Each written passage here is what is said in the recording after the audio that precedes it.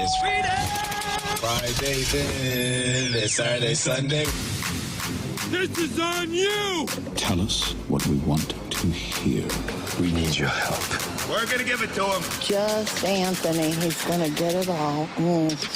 Let's get nasty on a Freedom Friday. It's a Fast Lane on 101 ESPN with Andrew Marsh, Carey Davis, and Jamie Rivers. I'm Anthony Stalter. We're rolling here. Freedom Friday, last Friday of the month. That's what we do. We do the Freedom Friday, which means that you get to choose all the topics today. So the Air Comfort Service text line is active, 314-399-9646. If you have a topic for us, send it there. If you want to hop on our YouTube channel, that's our Snake Pit. Freedom Friday topics can be found there. If you really want to get frisky, you can send us a Skyly Heating Company mic drop via the Dobbs Star Notice Center's 101 ESPN mobile app. So frisky, three Anthony? different ways. Well, I'm talking if the listeners want to get frisky. Three different ways. He didn't say he didn't say no. He didn't say no. He did not say no. I didn't say no. It was asked and it was not answered. But I'm just saying, if the listeners want to get frisky, three different ways. It's a lot of ways to get frisky. A lot of Is that ways. if the listeners want inside information about our show? That's different. That's different. Just checking. Could cost some people some careers, you know what I mean? I don't know. Allegedly. I don't know. Yeah. If you're into those types of things. If not, do your thing, man. You know what I mean? Yeah. Anyways, Marshy, what's our first Freedom Friday topic today? Well, we just have one text. It just says it's Freedom Friday. So we need more people to start chiming in here. Oh, wow. And letting us know what was going on. I'll get it started. What you guys think about that dang on draft? Well, Sorry. hang on. We're going to go to the Snake Have a Pit. glass of shut the heck up, okay, Carey? That's Hey, what what are we Marshall's doing? trying to say. He literally said I wasn't there was done. nothing. I heard it. And then I jumped in and he said, whoa, hold on. Like, yeah, you already We got the want train topics, rolling. but not from you. Yeah, That's what he said. He said there's nothing. I said, okay, I got something. Then he said, but you know what that is? That's what Anthony did to you He yesterday. tries, I know. He did the exact same. You're learning from Anthony Stalter. Buddy, pick a different path. Hey, come on, man. You learned. Well, actually, I wasn't it's a done better talking, path though. than it is. You just paused. Following. But you kind of conceded. You did. You stopped, and I picked it up. And that's kind of how we You do in just this paused. radio. You just paused, Marsh. Wow, Don't I listen to should've them. paused. No, Marsha, go ahead. What you got? From the Snake Pit, Thank you. Ellipsis 150 wants to know, the NFL draft was last night. In your opinion, what was the biggest surprise in a good way and the biggest surprise in a bad way? Biggest surprise in a good way was the Dallas Cowboys moving up to get Caleb Downs when he kept falling. Being an adult. Yes. Doing the adult-like thing. Doing the adult-like things. That was a good I really like that pick. I was surprised that several teams passed on Caleb Downs. Good on Dallas to say, you know what, we're going to go up and we're going to get him. A couple of years back, they got snake bitten by the Eagles. They wanted Dallas Goedert, and the Eagles moved up right ahead of him, got him. So this, I think, learning from that situation, they saw Caleb Downs falling. They moved up, snagged him, made sure they did. So that was the surprise for me in a good way. I like that pick as well. I was surprised that he slid to number 11. I definitely thought he wouldn't make it past New York or Cleveland. I thought that would be a good spot for him in Cleveland as well. But I actually thought last night's draft was really good. Like, I think every team, for the most part, we'll talk about the bad part. My Pittsburgh Steelers missing out on what I thought was the best receiver in the draft in Mekhi Lemon. I mean, that was a bad, that for me personally, I mean, it was in Pittsburgh. You love Lemon. I do actually. I told you yesterday, man, that dude is special. Special. And he's on the phone with Pittsburgh, Omar Khan, the GM. And you see the video, why is Philly calling me? Because they're about to take you, kid. They actually traded up. They just swapped in front of you. They just jumped in front of the team that you're on the phone with that told you they were about to take you. And the Philadelphia Eagles and Howie Roseman do it again. Like, dude is a really good football evaluator. And that, to me, was like the worst part of the draft. Best part for Mekhi Lemon, obviously, because you got drafted by a really good team. Would have loved to see him go to Pittsburgh, but the way that it went down, I mean, when I saw that this morning, I was just like, you got to be freaking kidding. Yeah, I felt sick for you. You got to be freaking kidding. Because I didn't know last night, I didn't know that he was obviously on the phone with Pittsburgh. Right. But this morning when I see all the things, I'm like, oh, God, that's terrible. Well, how do you feel if you're Max Hunashore, who is the offensive tackle from Arizona State that the Steelers took with that selection? If I'm Max, I'm looking at Philly like, thank you, hell. Because maybe no one else takes me in the first round, and you took the guy that they wanted to take. They had to reset and come get me. If I'm a first round draft pick, I don't care who drafts me. Sure, I'm not in my feelings about that. You say like, Omar Khan, how did you feel? How did you feel about me? And you know what Omar's going to say? You know what? We loved you, kid. We were going to draft you in the second round if you were still there, but you just happen to be there now. You want to be a Steeler or not? Quit your crying, brother. The hell we talking about? I'm already pissed off. They got me blasted on the internet. You think I want to hear your crap, Max? No. That's fair. Right. That is fair. Yeah, the other surprise, the other good surprise, and I'm sure we'll get to the Rams here in a second, but the other good surprise, I thought the New York Jets killed it. I agree. I thought they killed it. They took David Bailey, and we had talked about it yesterday. Remember, I said there's one of two things happened here when they canceled the visit with David Bailey. Either they saw everything they needed, and they were going to take David Bailey, or they saw everything they needed, and they were going to take Arvell Reese. And I thought that they would take David Bailey. I thought, you know what? This is a situation where they cancel the visit. They don't need to see anything else. They do one more triple check on Reese, and that's it. They move on. So they took David Bailey. Then they took tight end Kenyon Sadiq, your favorite player. I really liked coming out of Oregon. Tight end for sure. And then they wound up with Omar Cooper Jr., who had a sensational year as one of the many receivers for Fernando Mendoza. Yeah. So I thought the Jets, with those 3 first picks, now they're as soon as they put the Jets uniform on, all the athletic talent just goes away. You know what? I liked what Aaron Glenn said. He said he got guys from winning programs. Like, you went after guys. You got an Indiana guy. They won the national championship. You got an Oregon guy, and you got an Ohio State guy. Like, those are 3 really good programs. Texas Tech, excuse me. Yeah. 3 really good programs that were all in the college football playoffs, that all had, a successful season. So I'm not disappointed with those picks. And I also like the fact that the Jets didn't do something crazy and reach for a quarterback because they felt like they needed one. We got Geno Smith. He said, we're going to take us to the promised land. Okay, Geno, I got you 2 more guys to throw the ball to. Mm-hmm. Hopefully we can keep you upright, run the ball really well. I'm not upset at all with what the Jets did. I think they did a fantastic job yesterday. Now, from a bad surprise, as it turns out, no matter what, the number 13th overall pick in this year's draft was going to be wasted. Why? If the Falcons had it, they would have certainly wasted it. And the Rams wasted it last night by taking Alabama quarterback Ty Simpson. I disagree. Carey. You didn't like Simpson to begin with. I disagree that it's a bad pick, though. Well, how is it not? If he can't play. What if he never plays? He will play. Because Matthew Stafford, play. He will play. Matthew Stafford is not going to be playing quarterback for the next 5 years for the Los Angeles Rams. And I think we've had we have history of teams that have done this, drafting a quarterback in the first round to replace your current Aaron Rodgers. It was called Aaron Rodgers. It was called Jordan Love. It was called Aaron Rodgers, Jordan Love, Patrick Mahomes, Lamar Jackson. Michael Penix Jr. We've had Michael Penix Jr. You're comparing Ty Simpson to all those guys you just named. He could definitely be Jordan Love. Could he not? No. Yes. He definitely could. I don't see that. So what you do, in my opinion, if you are it's Friday, brother. I'm just saying. Tell them what I got in my bottle. It's Freedom Friday. Friday. It is. So and I'm free. Carey. I'm free. I think that what you do, and I mentioned this because I wish my Pittsburgh Steelers would have done this, because guess what we've been looking for since Ben Roethlisberger has retired? Defensive tackles. That we don't look for those. We got those in abundance. Aaron Rodgers, you're fine. I don't know if Aaron Rodgers is coming back, man. So many years. Another year of greatness from that guy, Carey. And you know what we're going to be looking for next year? Aaron Rodgers. Quarterback. Probably. Kirk Cousins next year. Maybe.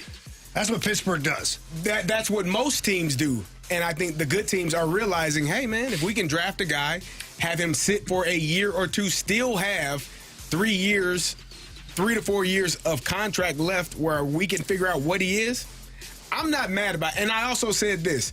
This is also a team that famously said, man, F those picks. And what did they do, Anthony, when they said F those picks? They won. They won what? Super Bowl. Okay, so they clearly don't value draft picks in the manner in which everyone else is handcuffed to said draft picks. Yeah. Jamie Rivers, go. Yeah, I have a question. Yes. Let's play a game here, okay? You want to play a game? Would you like to play a game? All right, play a game. All right, let's play a game. I want to. You're the general manager of the LA Rams. You've got the 13th pick. I've met your mom. She's a lovely woman. She's right? She's probably listening right now. Might be. So she will smell your stank a mile away. I know. She might have. She called me on mine. She did. Within 30 seconds, called me on something. Yeah. Yeah, she did, actually. It's all in good fun, but nonetheless. She smelled she meant it. Yeah. Oh, yeah. Like I said, wonderful woman. Love her to death.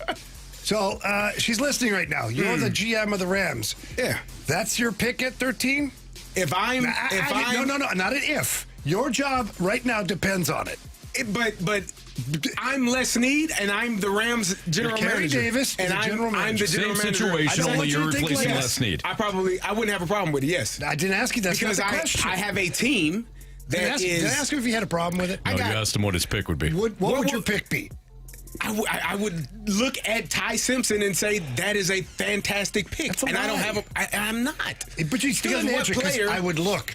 Hearing Carey Davis would consider Ty Simpson. What players, now, if Caleb Downs was available, no, I'm going Caleb Downs. Was he available? No, he wasn't. I didn't want Reuben Bain. I don't think So you wouldn't have got Matthew Stafford. Los Angeles is calling me right now. Let me take this call. It might be Les Snead. Probably your mom. Are you sure Might it's be not? Les. You sure it's not Philly that's calling? It says Los Angeles, California. Mekhi Lemon, maybe, but I don't know that I needed him. So you got a year left of Stafford and maybe 2. You got a really good football team. You have a chance to add a piece for Stafford because he's your guy.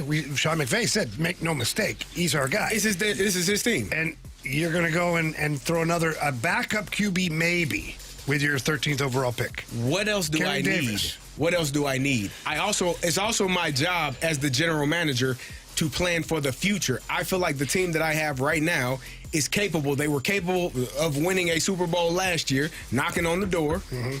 And what now, they were missing was a second backup quarterback. No, they weren't missing much. What were they missing? Clearly nothing. What were they missing? I don't think they were missing anything. Carey, if you could pick one thing the Rams were missing, what were they missing? Maybe a kicker. Said Carey. Now I know he's full of it. Because Carey, as we know, his feelings towards kickers. What position were they? They had one of the best teams in all of football last year. To me, they weren't missing much of anything. So if that's the case, if I'm running it back with the team that I had, then I'm going to. I kind of am. We don't know what Puka Nacua is coming back as, or if he is anytime soon. We don't know. Yeah, he'll be fine. I'm just saying. I would have taken the offense tackle. Which one? I would have taken the kid from Clemson, Miller. Why? Because I need a right tackle. I mean, the guy that I'm projecting to start right now is a 5th-round pick that would be a first-time starter, full-time. And maybe that's where you look. But I also feel like you can find another right tackle later in the draft. You can find another backup quarterback, too. You already have one. But you can't find a starting quarterback. That's the thing. So when you're looking at the draft, you think that guy's a long-term starter in the NFL? I think he can be a starter in the NFL. Well, yes. I could be too. No, you can't. I'm a little just old as now. much as I can't skate. Just a little old now. You know what, Jamie? You keep those dreams alive. Don't listen to Carey. Carey's just trying to crush everybody's dreams today. No. What I think is this is a team that's going to be drafting late in the draft next year. Because why? What do teams that draft late in the draft do? They go further in the playoffs. They are a good team. So to get a first-round draft pick quarterback next year or the year after next is going to be hard as you know what. So why not get him now and prepare for the future? I thought it was a wasted pick at 13. At 23, 24, I'm fine with it. At 13, I'm not okay. It's my feelings. Fair enough. I don't like it either. I really don't. I think it's a wasted pick. Only because I don't think Ty Simpson's going to be very good. So, and I don't think Sean McVay liked it either. No, he's being honest. He didn't seem very thrilled. Will he even be there when Ty Simpson plays quarterback? Marsh, sorry, going nowhere. I'm gonna make a prediction right now. When Matthew Stafford retires, Sean McVay, he out. And then it's going to be Les Snead and his favorite person in the whole wide world, Ty Simpson, and some other head coach coaching him. And there goes the LA Rams. Where are they going? Okay. Carey, really? What do I mean? You really? You said hurt people? Is that what you just did? I was hoping they were going somewhere, like, I don't know, somewhere other than L.A. Get my drift. They're going south, way south. Thanks to that owner. Tijuana? More Freedom Friday topics next on 101 ESPN.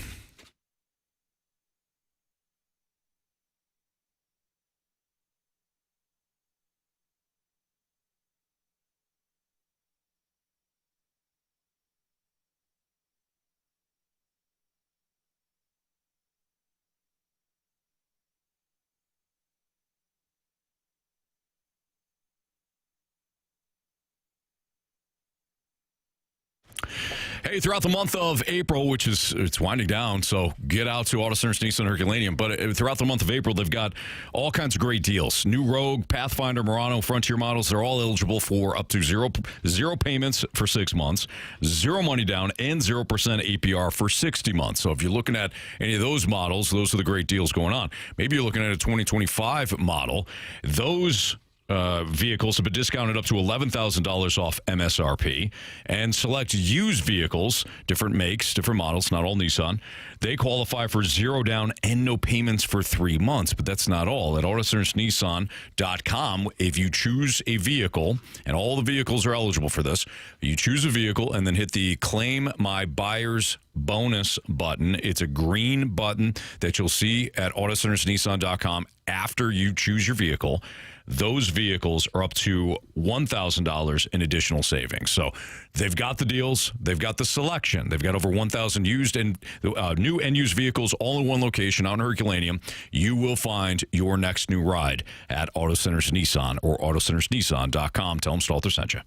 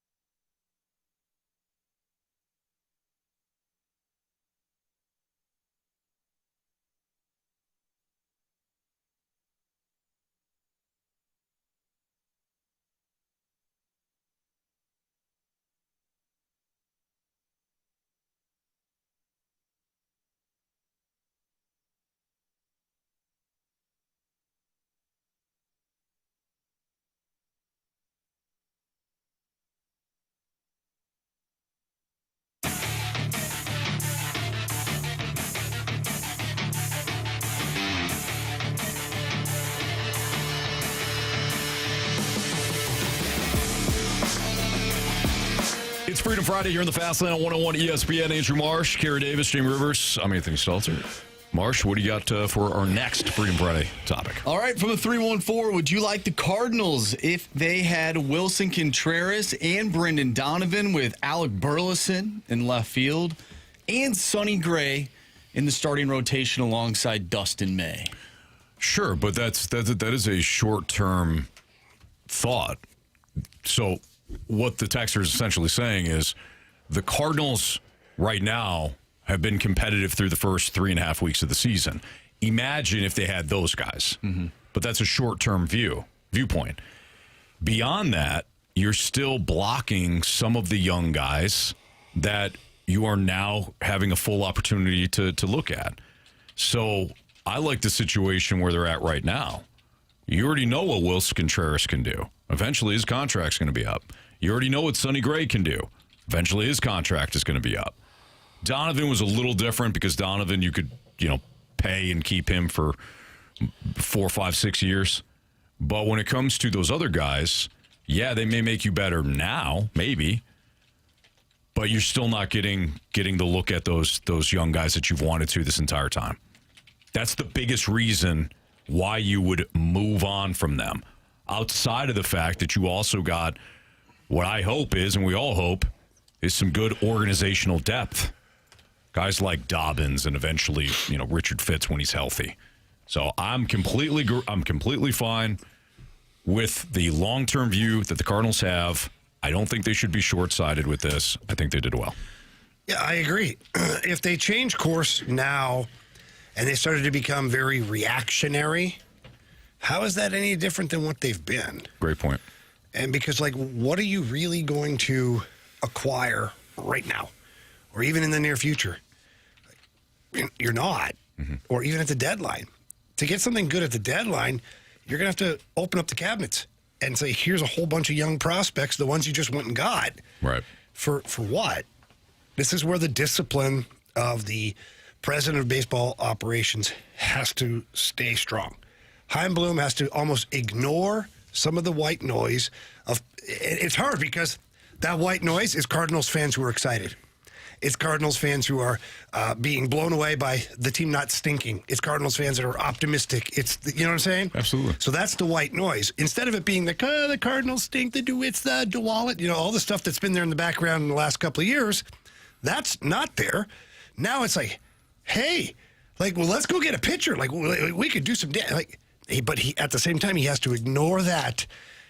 And as hard as it is, just stay the course because the plan, although you'd like to win a World Series this year, the plan is to be competitive 2 years down the road or even 3 years to where now you're a staple in the playoffs every year like the Cardinals used to be, not just hoping to limp in and get lucky. Agreed. Where is J.J. Weatherholt if Donovan is here? I guess Donovan would be in left field in this scenario. Where's Burley? Burley, no, because Contreras would be here. Oh, had we not? Oh, yeah. Yeah, so You're probably having Donovan maybe play third base. He was doing that for the Mariners. Where's Gorman doing? Gorman on the bench. DH. But believe it or not, the roster's worse. If we go in reverse, the roster's worse. Yeah, I agree. And Contreras was a big provider. Arenado obviously defensively was fantastic. The offense just isn't there anymore. Mm-hmm. Donovan, we love Brendan Donovan. But when you think about it the way we just did it, all these roadblocks, you wouldn't be getting some of the numbers of the production from the players that you're currently getting it from. Right. Just run it back. No, don't run it back. That's essentially what the texter said. I don't like it. What's your problem today? That's just what the texter said. I know it's a Freedom Friday, but you came in with stank on your back. Actually, you know why I came in here with stank. And I know. You know what happened. I understand that. Okay, so it was well warranted for me to have a little stank behind me. I had an hour and a half of stank before you got here. So, you know. Yeah. I went in and warmed it up for you. I appreciate it. It's just stinking in that office, you know what I mean? It was. It was funky. Mm-hmm. Just attitudes. He got in on it, too. Yeah, he knew. He understood. Marcia didn't quite get it. Nah. But that's right. But, I mean, if you do that, you're running it back with the same team. And that defeats the entire purpose of what the goal of this team and this season was. It wasn't to run it back. You had enough of that. You've done that enough. You've done that enough. And if you do that, if you run that back, then you don't have any pitching in the minor leagues. And so guess what? You're still going to stink. Congratulations. You just did it. Now you stink like The Office. You know what I mean? Like Jamie's attitude and my attitude. Yeah. You know what I mean? I don't want that. We always talk about new information, too, and I think It's going to stink for a while. with where the Cardinals are at right now in terms of their record, you're thinking, oh, man, like, if we had the guys that we had last year, this team would be even better. It's like, You wouldn't. maybe. You wouldn't, though. Maybe. Because none of those guys are bullpen pitchers. Correct. Like, you got the same problem. You didn't resolve any Who's that issue. guy we had last year in the bullpen? Phil Maton? Not well, him, but Phil Maton was no, good. the guy Really? before, the year before. He was money. Started with a K. His last name. I was thinking Andrew Kisner. That's not. No, He's a catcher. no, He was the Start with captain. a K. Remember they gave him the captain. They got rid of him. Start with a K. Maybe it's not a K. Maybe I'm drunk. Cattell I don't Marte? know. You thinking of the barber? Yeah, No, not the barber. It was he had a beard. K-Rod? He had a beard. Big guy, burly guy. Yeah, that was. Who was that guy? Who is he talking about? I don't know. Gosh, he I can't figure it out right now. Otherwise, I'd know it. was with the Carey. Cubs last year. Yeah. Kittredge. Andrew Kittredge. It started with a K. It did, It yeah. did. Good Yeah. job. He's very proud. Oh, you made fun of me. I was close. I said Andrew Kisner. Yeah, you did. Yeah, was honestly. close. Yeah. He actually was. Same initials. Not bad. Same first name. I mean, I give him that, yeah. yeah. All Oh, right. now the text line's activated. Thanks, guys. Andrew Kittredge. All right. Where were you on hole 3? Thanks. Where were you on that one? We got more Freedom Friday topics coming up, but we also have a lineup game to play. That's next on 101 ESPN.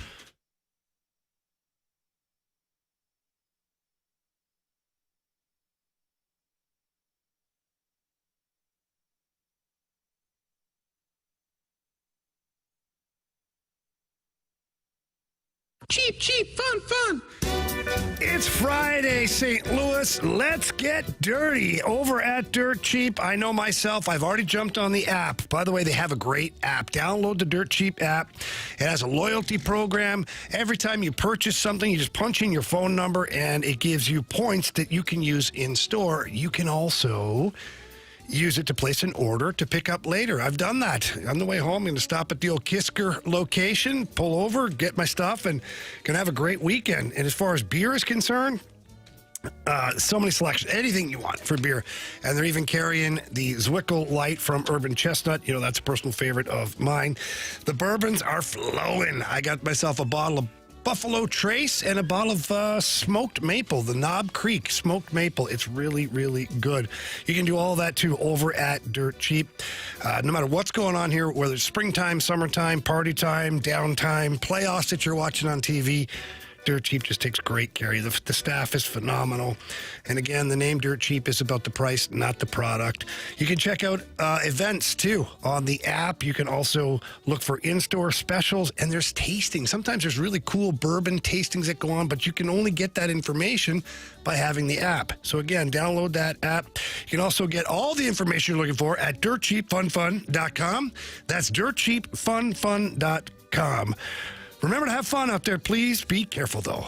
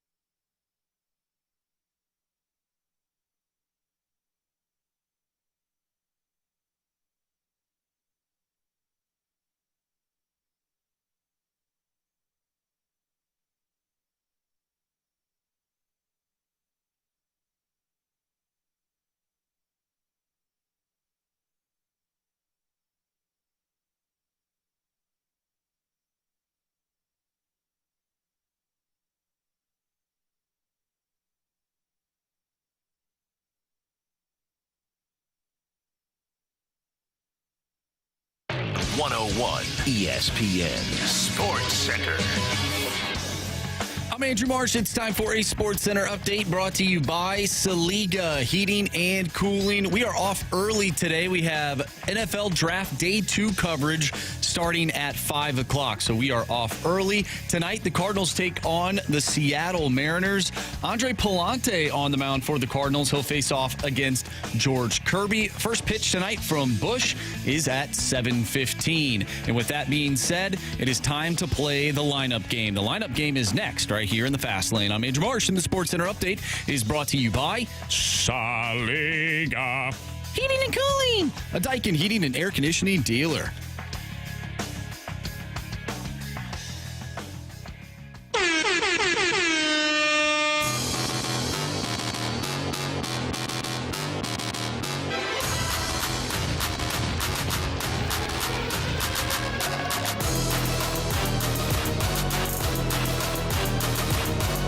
On 101 ESPN, that sounder means it's time to play lineup game. Here on 101 ESPN, the Cardinals and Mariners will open up a new series tonight at Busch Stadium. Andre Palante will take the mound for the Cardinals. He will be opposed by George Kirby of the Seattle Mariners. George Kirby, a right-hander. All right, guys. Great vacuums, by the way. Kirby vacuums? Yeah. His family. That's his family. It is, yeah. No, it is. Mm-hmm. Show us. His family really sucked.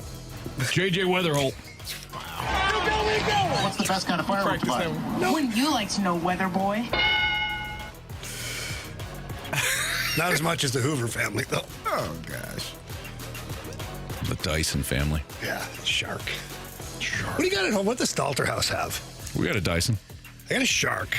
Ashley got this shark that has its own charging station. That's what we got with the Dyson. And then you put it in, it goes, all the dirt goes in the little thing. Oh, nice. You're fascinated by it, aren't you? Well, she's got it out every day because she's got a little bit of an obsession.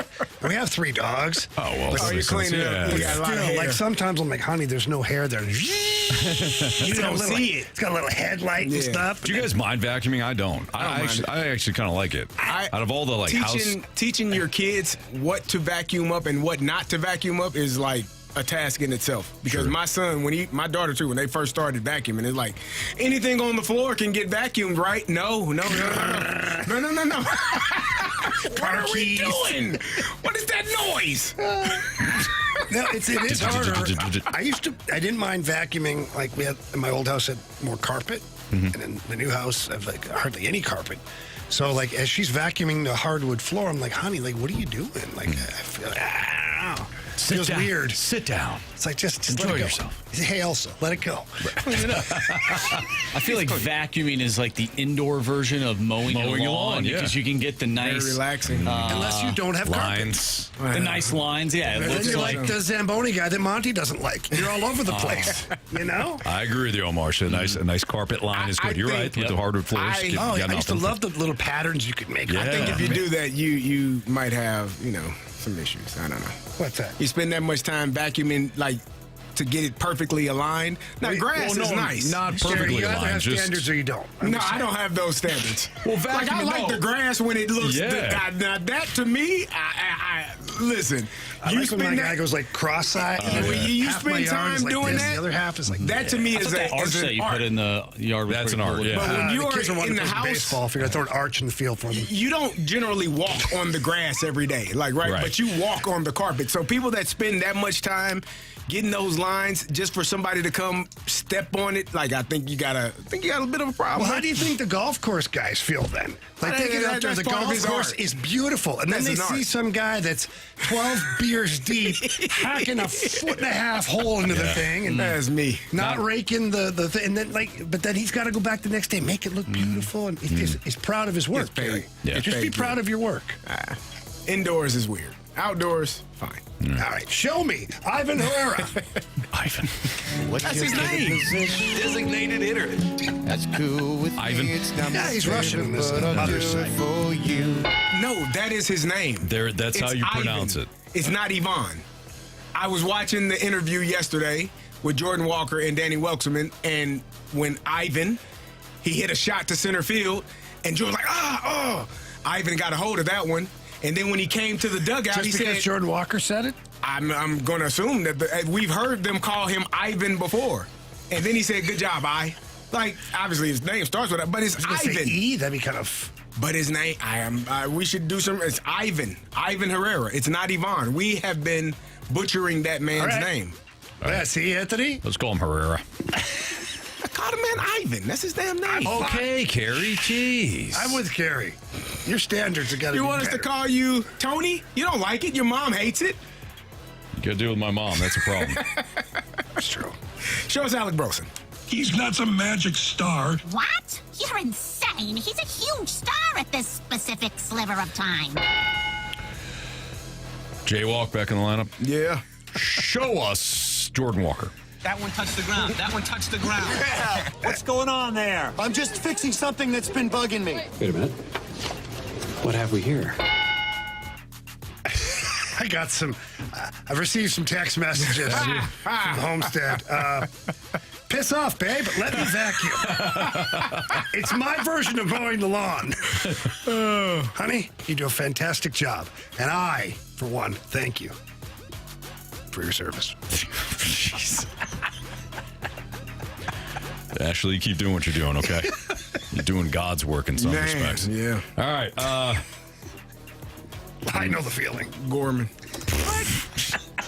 Yeah, go ahead, Carey. Show us Nolan Gorman. We need 38 home runs, 120 RBIs. I'm ready to go in, Coach. Just give me a chance. I know there's a lot riding on it, but it's all psychological. I love Jim Carey. He is fantastic. All right, so Mason Wynn here? Sure. Yep. Show us that Mason Wynn. Shortstop. That's right. Now and forever. Forever and ever. Shortstop. We aren't in the top 10. Wait. This is bull. He's the best in the business. Best arm in baseball. All right. Now, the dreaded seventh spot. We got a right-hander on the hill. Who do we think the catcher is? Oh, it's Pius. Who's pitching? Palante? Mm-hmm. Hasn't Ivan catches Herrera caught Palante and McGreevy? So is it Ivan tonight? Yeah, it's probably then? Ivan catching. Okay. All right. So we got JC in left field. Church. If we think Herrera's catching, I think this is Church. Do it. Go for it, buddy. Yeah. Show us Nathan Church. I believe in the Church of Baseball. I've tried all the major religions and most of the minor ones. So who's at third base then? Because Gorman is DH, and is that Urias? Urias. Show us. We good with that? I'm good with that. Show us Ramon Urias. Wait a minute. Go, Who are you? I'm the new guy. Okay. Hey, Vic. Go for it. Vic the Quick. You want me to do it? Yeah. Show us Victor Scott. Not great. Okay, so this would mean then that Church would be in center field. Walker in right, and then either Sajasi or Fermin. This is either Jamie. Sajasi or Fermin. I think it's Fermin. They've already experimented with him at center field before. Came in late in the game. Show me that. Ferminator. Hello, local utility. Way to go. We got to make Fermin's drop longer. Nah, I don't think so. Marshy. What? Marshy, why don't you go ahead and run that thing? Yeah. All right, leading off second baseman J.J. Weatherholt, batting second, catching Ivan Herrera. Batting third, first baseman Alec Burleson. Your cleanup hitter in right field, Jordan Walker. Batting fifth, the DH, Nolan Gorman. Batting sixth, the shortstop, Mason Wynn. Batting seventh in center field is Nathan Church. Batting eighth, playing third base, Ramon Urias. And batting ninth in left field, Jose Fermin.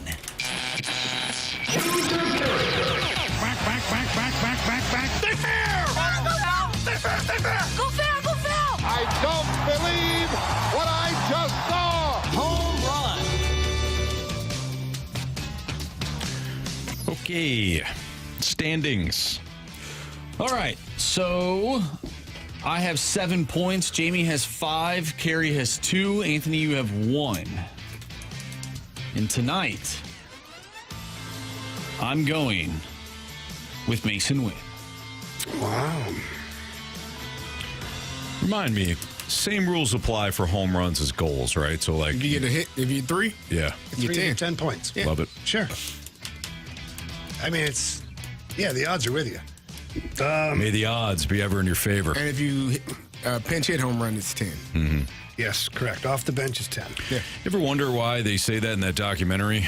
They let the odds be ever be in your favor when only one is out. The odds are definitely not in your favor. Well, Yeah. maybe that's why. May they be in your. May you be the one. Sure, Because if it's got to be one, hopefully it's you. right. Well, 'Cause on if it's occasion not- they'll let 2 people win. On occasion, but only on love. You had to break the rules for that, though. Mhm. Yeah, and they do not like that. They did not like that. The committee did not like that. They broke the rules. They broke them. They were gonna sacrifice themselves to make it none in your favor. But there had to be a tribune. So, Yeah. At the end of the day. It's a good And then point. They made him do it again. Yep. Crazy game. Give me Herrera, please. Give me Jordan Walker. You all think he's cooled off? I see where you are. He's cool. All right. I will Like the take studio. Nolan Gorman. Please or thank you. More Freedom Friday topics next in the Fast Lane on 101 ESPN.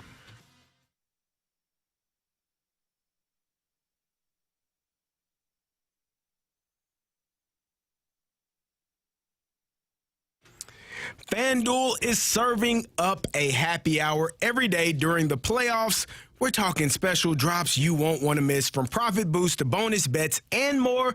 And the best part, it is every single day. So whether you're betting the early game or gearing up for prime time, make sure you open the FanDuel app and see what's waiting for you today. And maybe you want to take the Boston Celtics on the road after a loss to the 76ers. Maybe you want to take Jaylen Brown over in points, Jason Tatum over in three-pointers.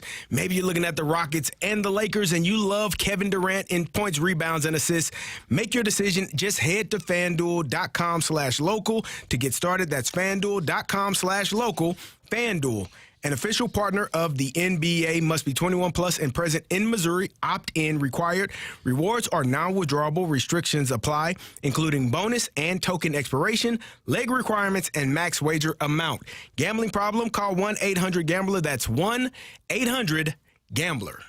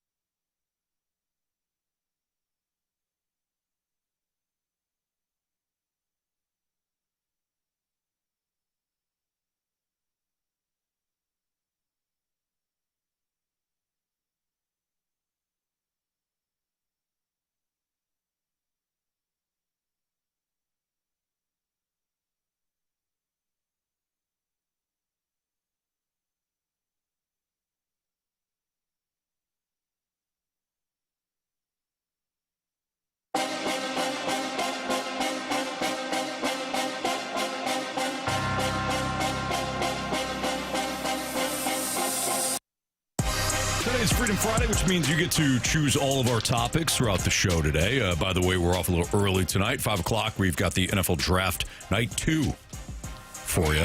Tonight is the second and third rounds from Pittsburgh. So we're off at 5 o'clock. Marshy, what's our next topic? All right, let's talk some hockey. We have a few hockey questions from the Air Comfort Service text line. Let's start with a Blues question. Should the Blues have re-signed Ivan Barbashev, or I'll even go as far as saying never have even traded him? So, hearing that when all of that went down, the Blues had talked to Barbashev about trading him, give him an opportunity to contend, and then the thought was that he would revisit contract talks with Doug Armstrong in the offseason. So kind of like Keith Tkachuk, when they traded Keith Tkachuk to the Atlanta Thrashers, he went for the last 15 games and playoffs and then re-signed in the summer as an unrestricted free agent with the St. Louis Blues.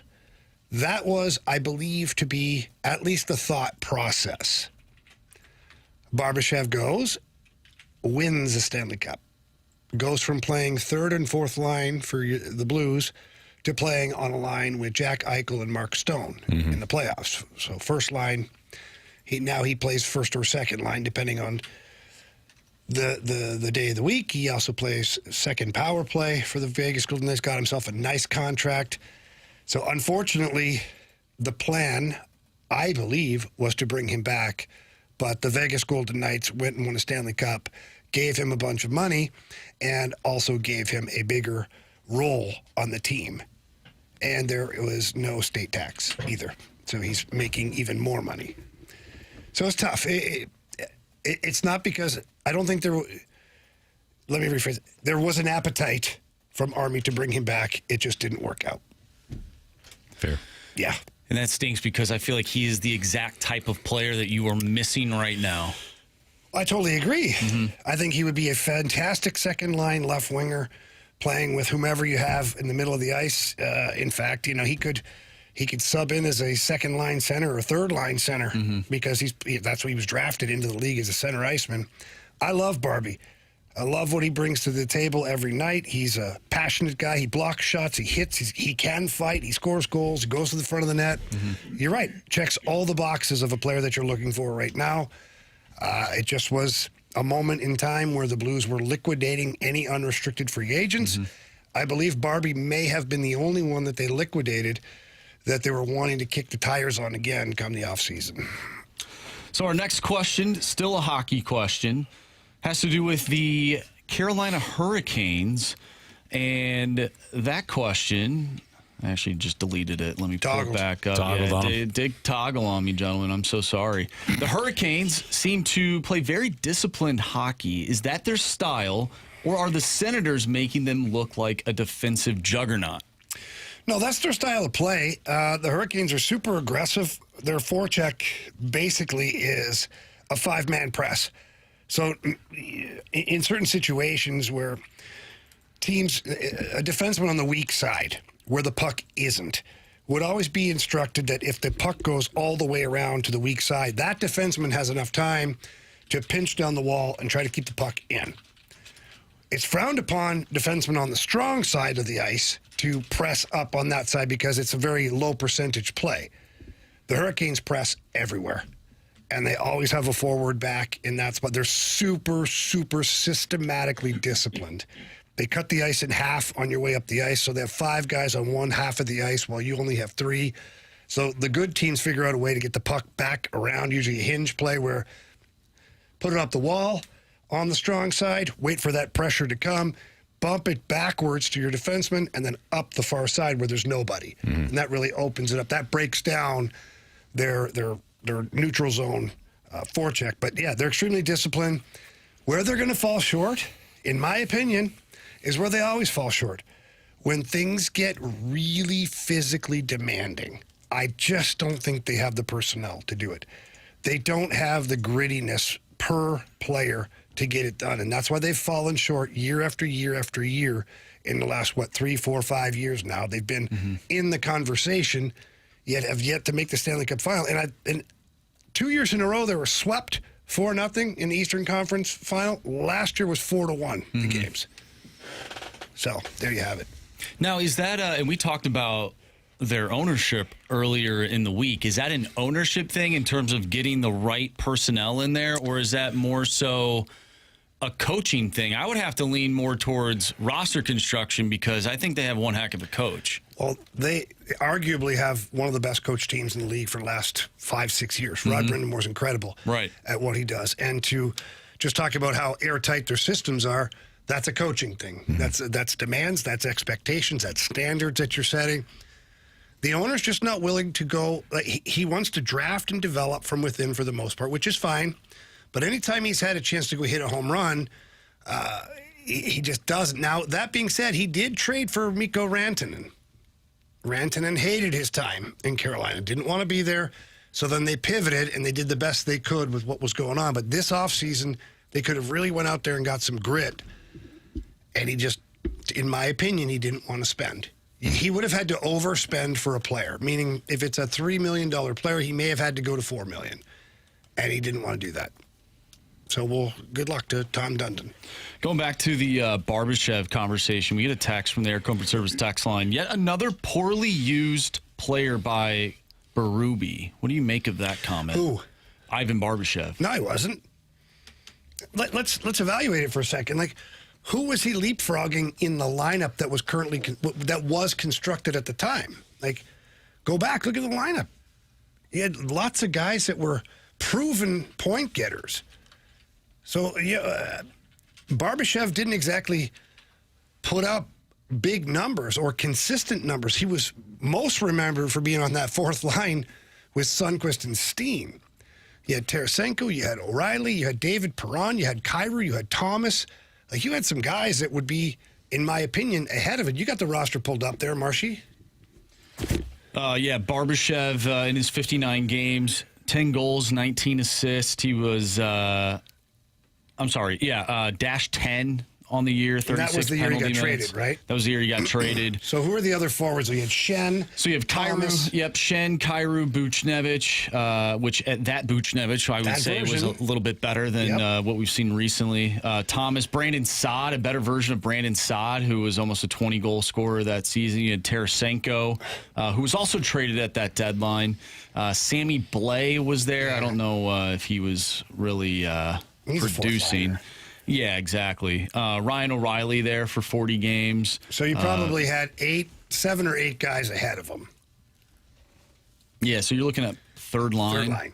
And he did have his opportunity to play first line at points throughout. There were some times he got St. spotted Louis. in there. So I don't think Craig Berube can be blamed for that. Right. When you hear those names, all of those guys that we talked about probably should have been played ahead of him.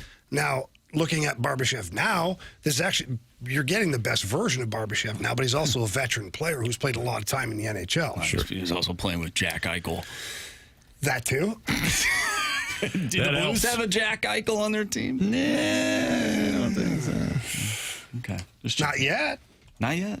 You hope that Robert Thomas can evolve into Jack Eichel. That'd be tough. Jack's a pretty big dude. Is he 6'3", I think?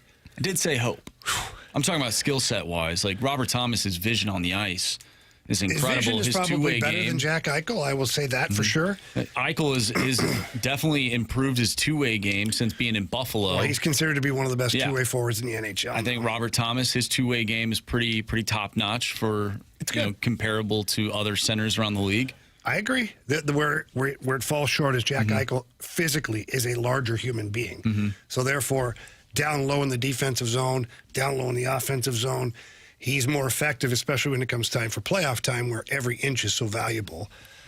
But do I think Robert Thomas is in the conversation? Could be. Eichel's just been very consistent. So got to remember that, too. All right, it's Fastlane on 101 ESPN. You can become part of the show today. It's Freedom Friday.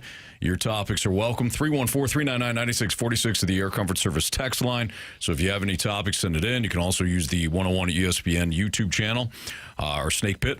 Send in those topics there as well. More Freedom Friday topics from you next on 101 ESPN.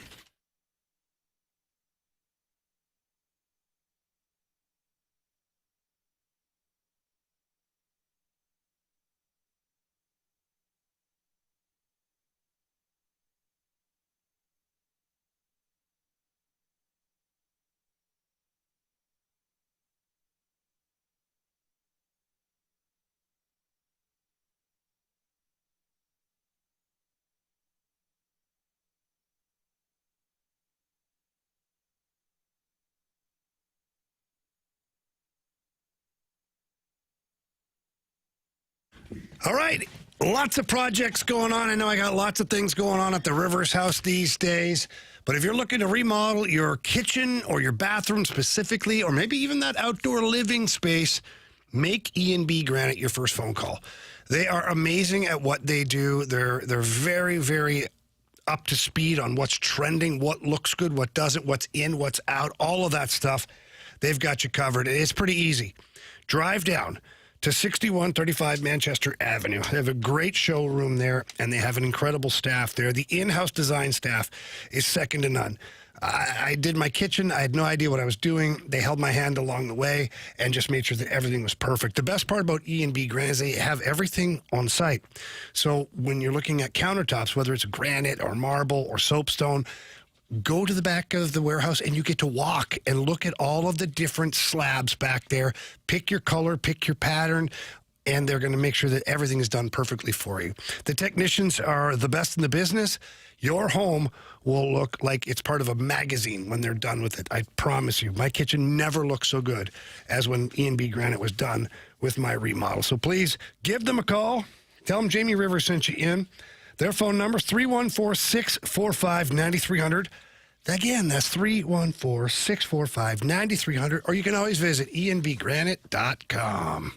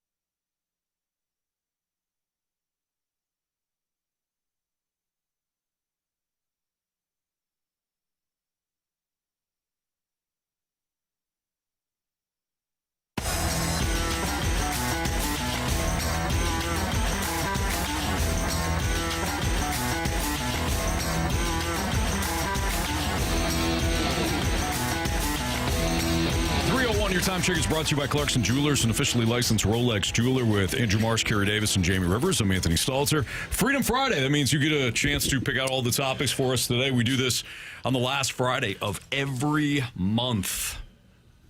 Your opportunity, your choice. We already have somebody upset, Anthony. Okay. Yeah, Chauncey on the text line was mad that it's Freedom Friday and we got all these serious hockey questions. Chauncey, are you aware of the fact that it's called Freedom Friday, which means our guy, Andrew Marsh, who's getting bombarded with things on the text line, is doing his best to scratch all the itches. So if someone's got a hockey itch, he's trying to do that. Baseball, football, funny stuff. We'll get to it all, Chauncey. We just ask for your patience, please, on this wonderful Friday. Good call. This is how Freedom Friday started. It is, because we got pissed. Chauncey's not happy. CD, you saw that. I did see it. Chauncey was expressing it's a Freedom Friday. He's right. He is well within his right to express how he feels. Yeah, but Marshy's well within his rights on a Freedom Friday to pick whatever he wants. True. And this is a free country, Jack. You can say what you want to say. Ain't free in this country. Jamie. Marshy, I don't know why I said that. What's the next topic? All right, well, we have a couple of coaches in this room, and we got a question from 618. Happy Friday, guys. It's my first year coaching 8U baseball. How should I run my practices to keep these kids engaged?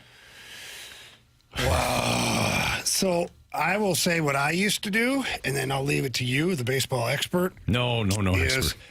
Not one bit. If you think you're going to run, like, in my opinion, if you think you're going to run a practice where all the kids are in their positions and they're all going to sit there and listen to what you're saying and you're going to teach them how to turn a double play and do all this stuff, no chance.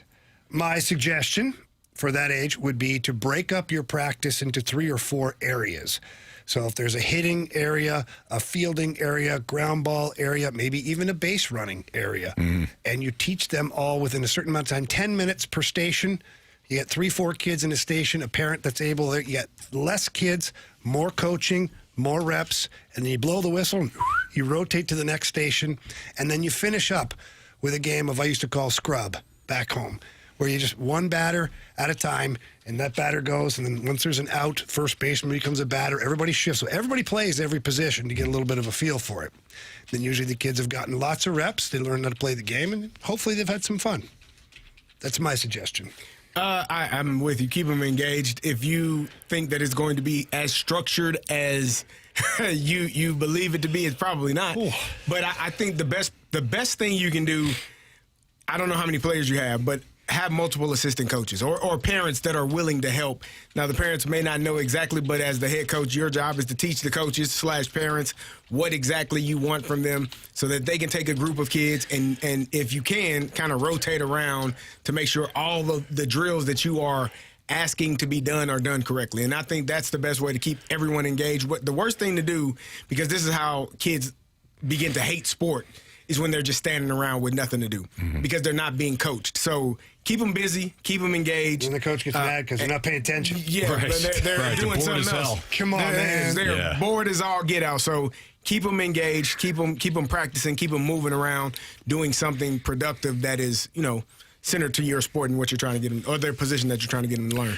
I agree with both of you guys. I'm literally coaching 8U right now, and it's tough because you think that they're going to remember all this stuff that they don't. I mean, think about your kids at home. How many times you have to remind them for stuff that's every single day, and they don't get it. So when it comes to baseball's tricky. I would also take a step back, too. Are you coaching a rec team, or are you coaching a select/club team? If you're coaching a rec team, get them all exposed to all the different positions and make it as fun as possible, rotate them, things like that. If it's select, I would be more selective with where the kids are playing. I'm always very honest with the parents at the start, saying, look, not everybody's going to play every single position. You do so in practice. If you're working on it at home, you think little Johnny's a shortstop and I missed it. Great, work on it at home. Then we'll do the kind of the tryout at practice, and we'll get him some reps at shortstop to show us what he can do. Right, but if it's a select team, typically the competition's a little bit better. So you're probably going to have a coach or be a coach that just chooses 1 or 2 spots. Because it gets tough to say, play third base this inning. Next inning, you're going to play right field. And then you're yelling at them because they don't know where to go with the ball. Well, of course not. Get them comfortable. But Jamie nailed it. You have to one, break them up into small groups. If you do have a lot of times the parents are like, hey, I don't want to be the head coach, but I'll lend a hand. Cool. Do this drill. And like Carey said, show them. And make it real simple. Make it real simple. I want you to do this 5 to 10 minutes, rotate it.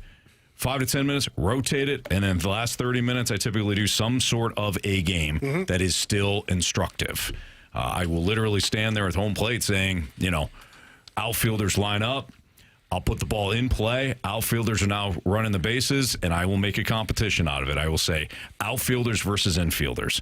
They all want to compete. It's funny what you do. As soon as you make just a small competition, do you have the kids bring their own money to bet on themselves? No, Jamie, of course not. No. I just didn't know how much competition you wanted. Jeez.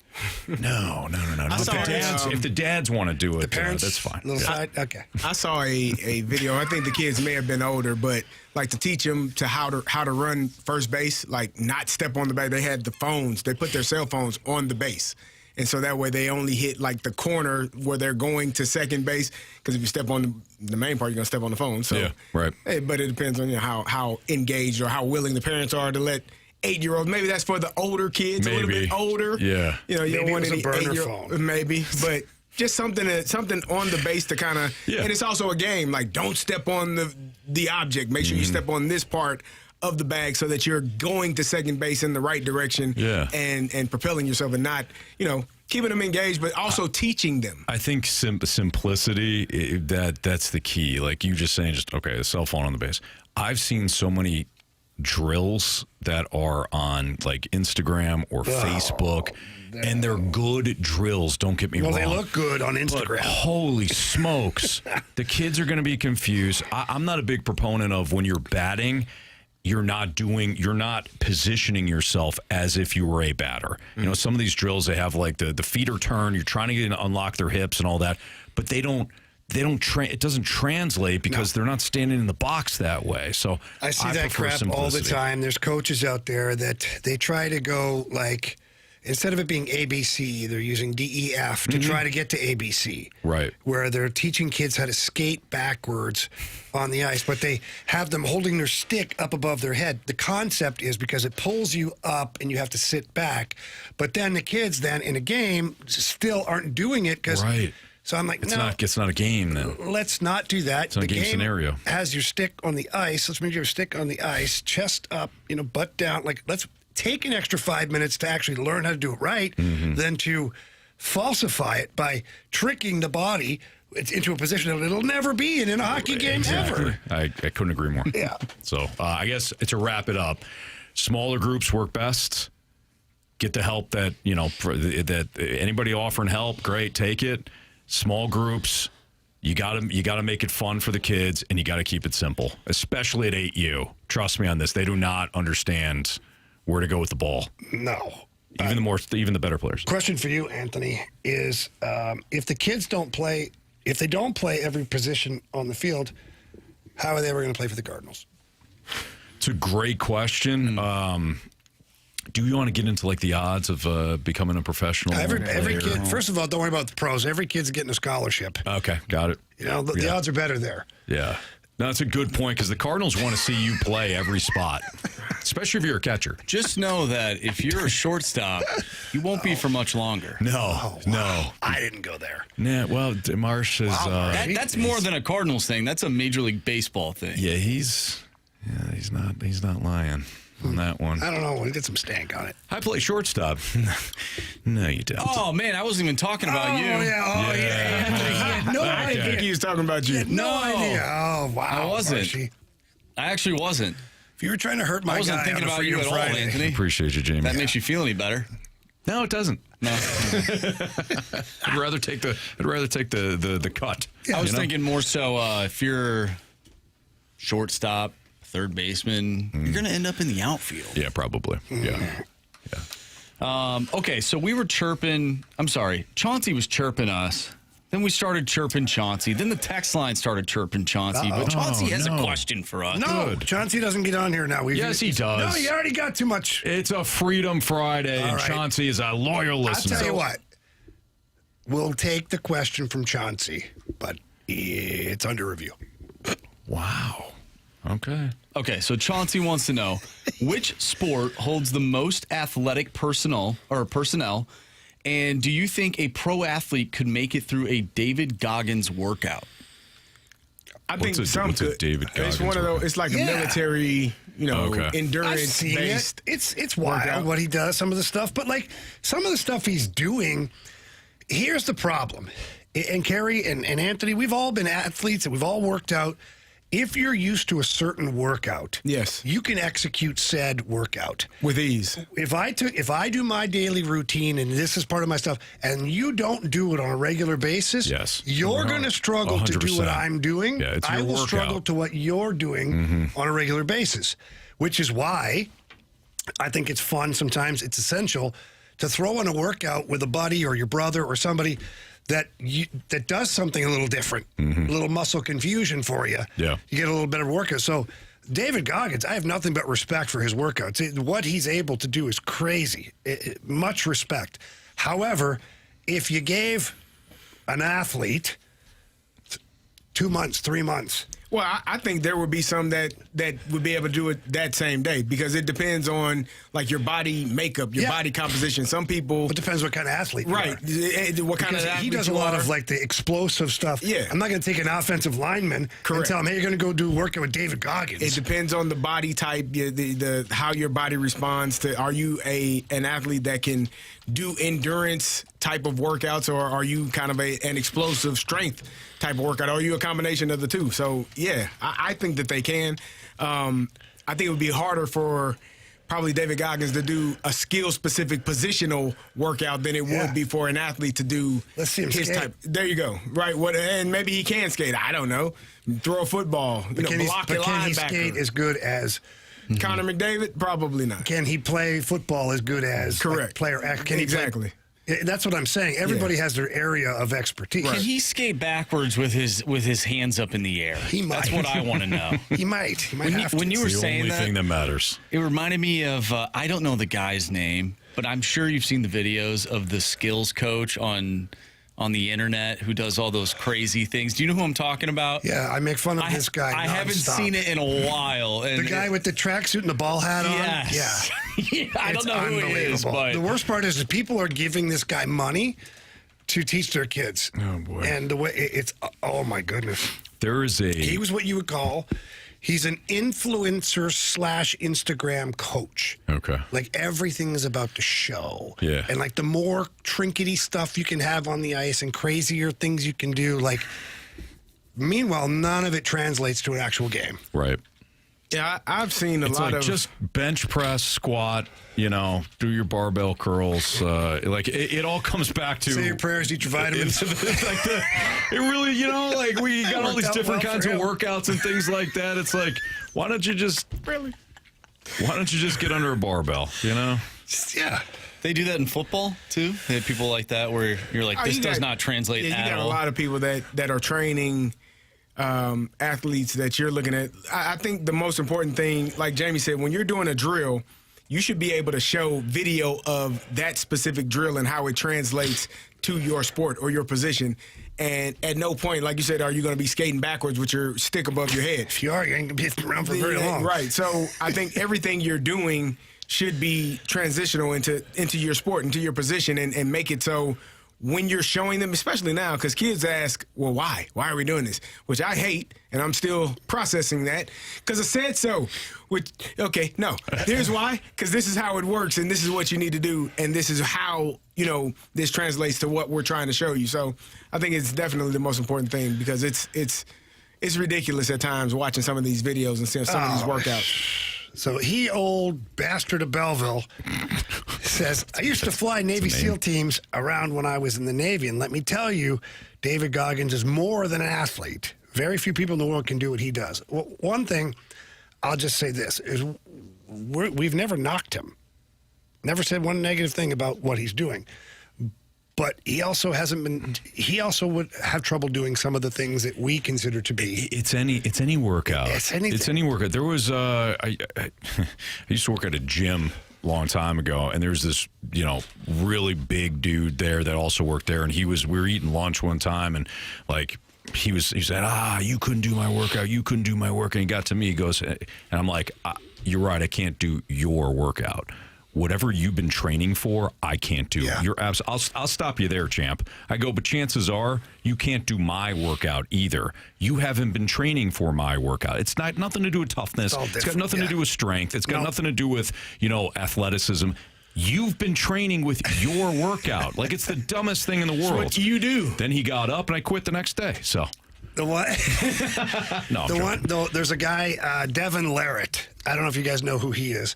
He may be one of the most popular arm wrestlers in the world. He's a champion. He's a Canadian dude. He was like a Canadian Special Forces, all this stuff. And he's an arm wrestler now. And he's one of the oldest guys in the sport. But he is just like, he's ripped, jacked, but it's not like you think. Because he does all these weird, forearm, workouts and whatnot. Yeah. So he steps in with these other guys. He does videos sometimes. And they're doing their workouts, and then he steps up, like throws a whole bunch of weight on this, and like does some crazy thing. And they're like, "What on earth is like this guy doing?" Yeah. So again, he's training for his particular sport, or the forearm, shoulder muscles that he's training. Right. All right. It's Fast Line on 101 ESPN. More of your Freedom Friday topics next.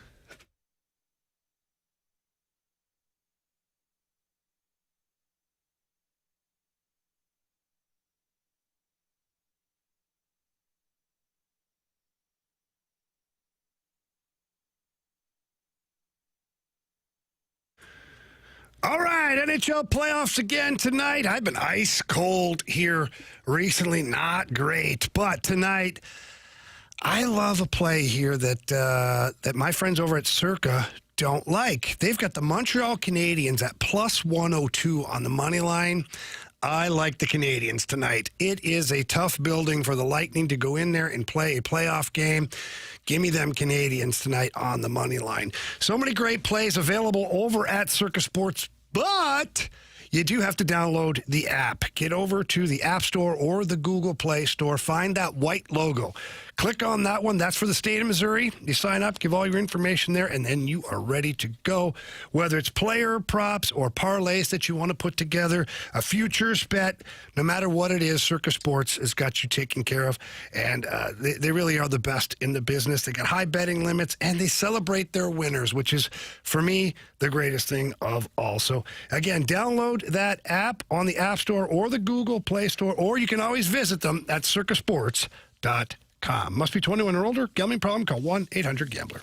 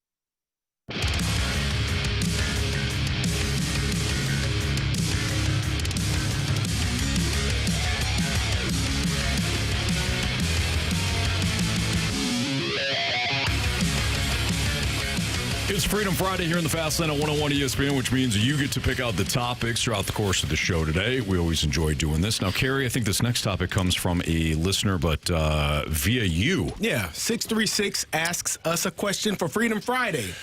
Does the Fast Lane regard social media phenomenon Power Slap as something new and innovative, or the de-evolution of society? Yes. I love it. I mean, I love it and hate it at the same time. I'm just perplexed. It's ridiculous. Like, I'm perplexed. Because, like, let's just take the fight game overall, like boxing, MMA, wrestling, jiu-jitsu, all of these things. You have an opportunity to defend yourself. Even a hockey fight. Yeah. You have an opportunity to tie up the guy's arm and hold on. Put a hand up. Put a hand, duck, you know, whatever you got to do. Even if it's a punch in the face contest, you have an opportunity at least to punch that guy in the face at the same time. This is really unique. It is strange. And it is a concussion waiting to happen. It's terrible. There's another one. I don't know if you've ever seen this. It's like the rugby players are lined up each other 15 yards apart. What's that drill in football called? It's Oklahoma drill. Yeah, the Oklahoma drill. Yeah. Like those two things are just a concussion waiting to happen, and I actually love both of them. Like I do. There's a sick part of me. I will watch as well. I don't want to be like. Would you do it? I don't think I would want to be.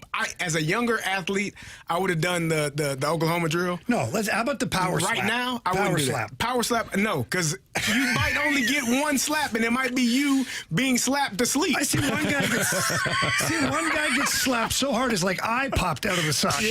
Yeah. And I'm like, but what there's no recourse. Here? Like if you and I were fighting, you punch me, I popped out of the socket, I could still grab you and try to throttle you. Yeah. That one, I'm done. You're done. Like it's over. Eyes out. You're done. I think I'm all pass on this one, gentlemen. Guys are going to sleep. It is intriguing. Watching the women too. Yeah. Some of the women, I'm like, why are you doing it? And some of them are attractive women. Yeah. And then their face is all mangled up. Getting the hell slapped out of them. They got the talcum powder all over their head.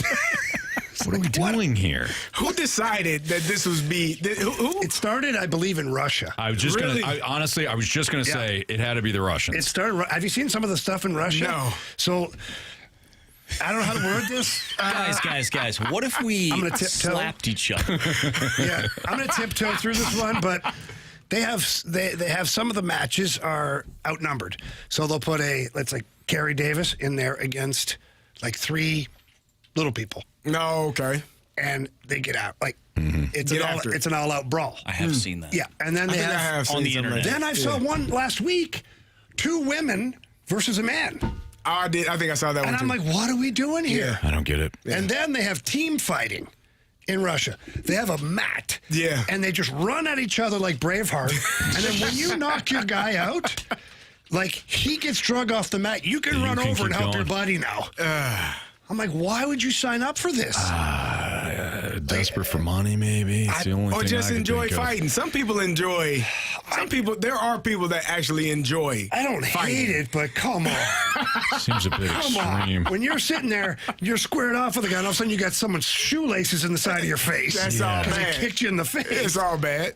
It's not a great feeling. Wow. Yeah, the power slap is an intriguing one to me. They're making money off of this They're stuff. getting the hell slapped out of each other. Yeah. And then when Why did we not think of this? I know it. I know. The idea was right in front of us the entire time. We talked about give one slap a year. Oh, man. Make it count. Mm-hmm. Hey, the TMA Dotem Golf Tournament on Friday, May 15th at Oak Valley Golf Course and Resort is completely sold out, but you could still win a free foursome to join the morning after for a full day on the course. The Dotem is going to include breakfast from Donut Drive-In, lunch from Lee's Famous Recipe Chicken, all your Cutwater canned cocktails and Anheuser-Busch beer and seltzers, the 100 West Dental closest to the pin competition, the Evergreen Wealth Strategies longest drive competition, as well as an after party with food from Texas Roadhouse. You can find that chance to win a free foursome for the sold-out Dotem Golf Tournament with TMA right now at 101ESPN.com or on your 101 ESPN mobile app. The winner must be 21 or older, and the giveaway is brought to you by Cutwater Canned Cocktails. With Carey Davis and Jamie Rivers, I'm Anthony Stalter. Andrew Marsh has What's Trending for us next on 101 ESPN.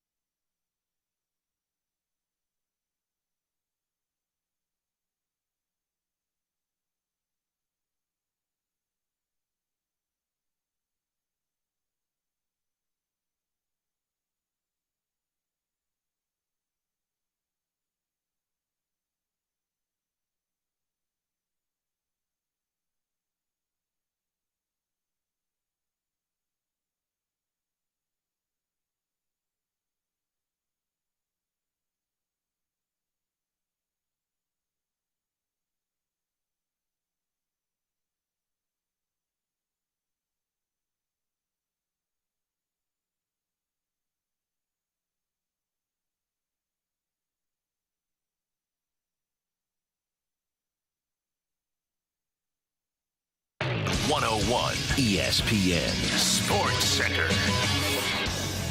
I'm Andrew Marsh. It's time for a Sports Center update brought to you by Universal Windows Direct. Today is Freedom Friday, so send your Freedom Friday topics to the Air Comfort Service text line 314-399-9646. We'll continue with Freedom Friday throughout the show.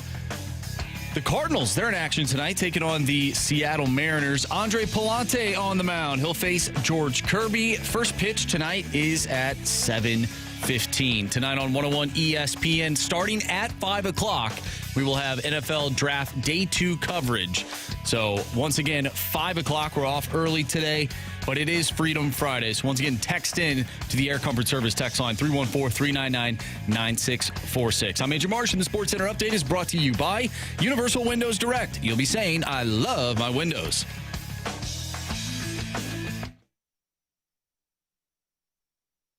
What are the hot topics in the sports world? What in the wide, wide world of sports is going on here? Here's what's trending.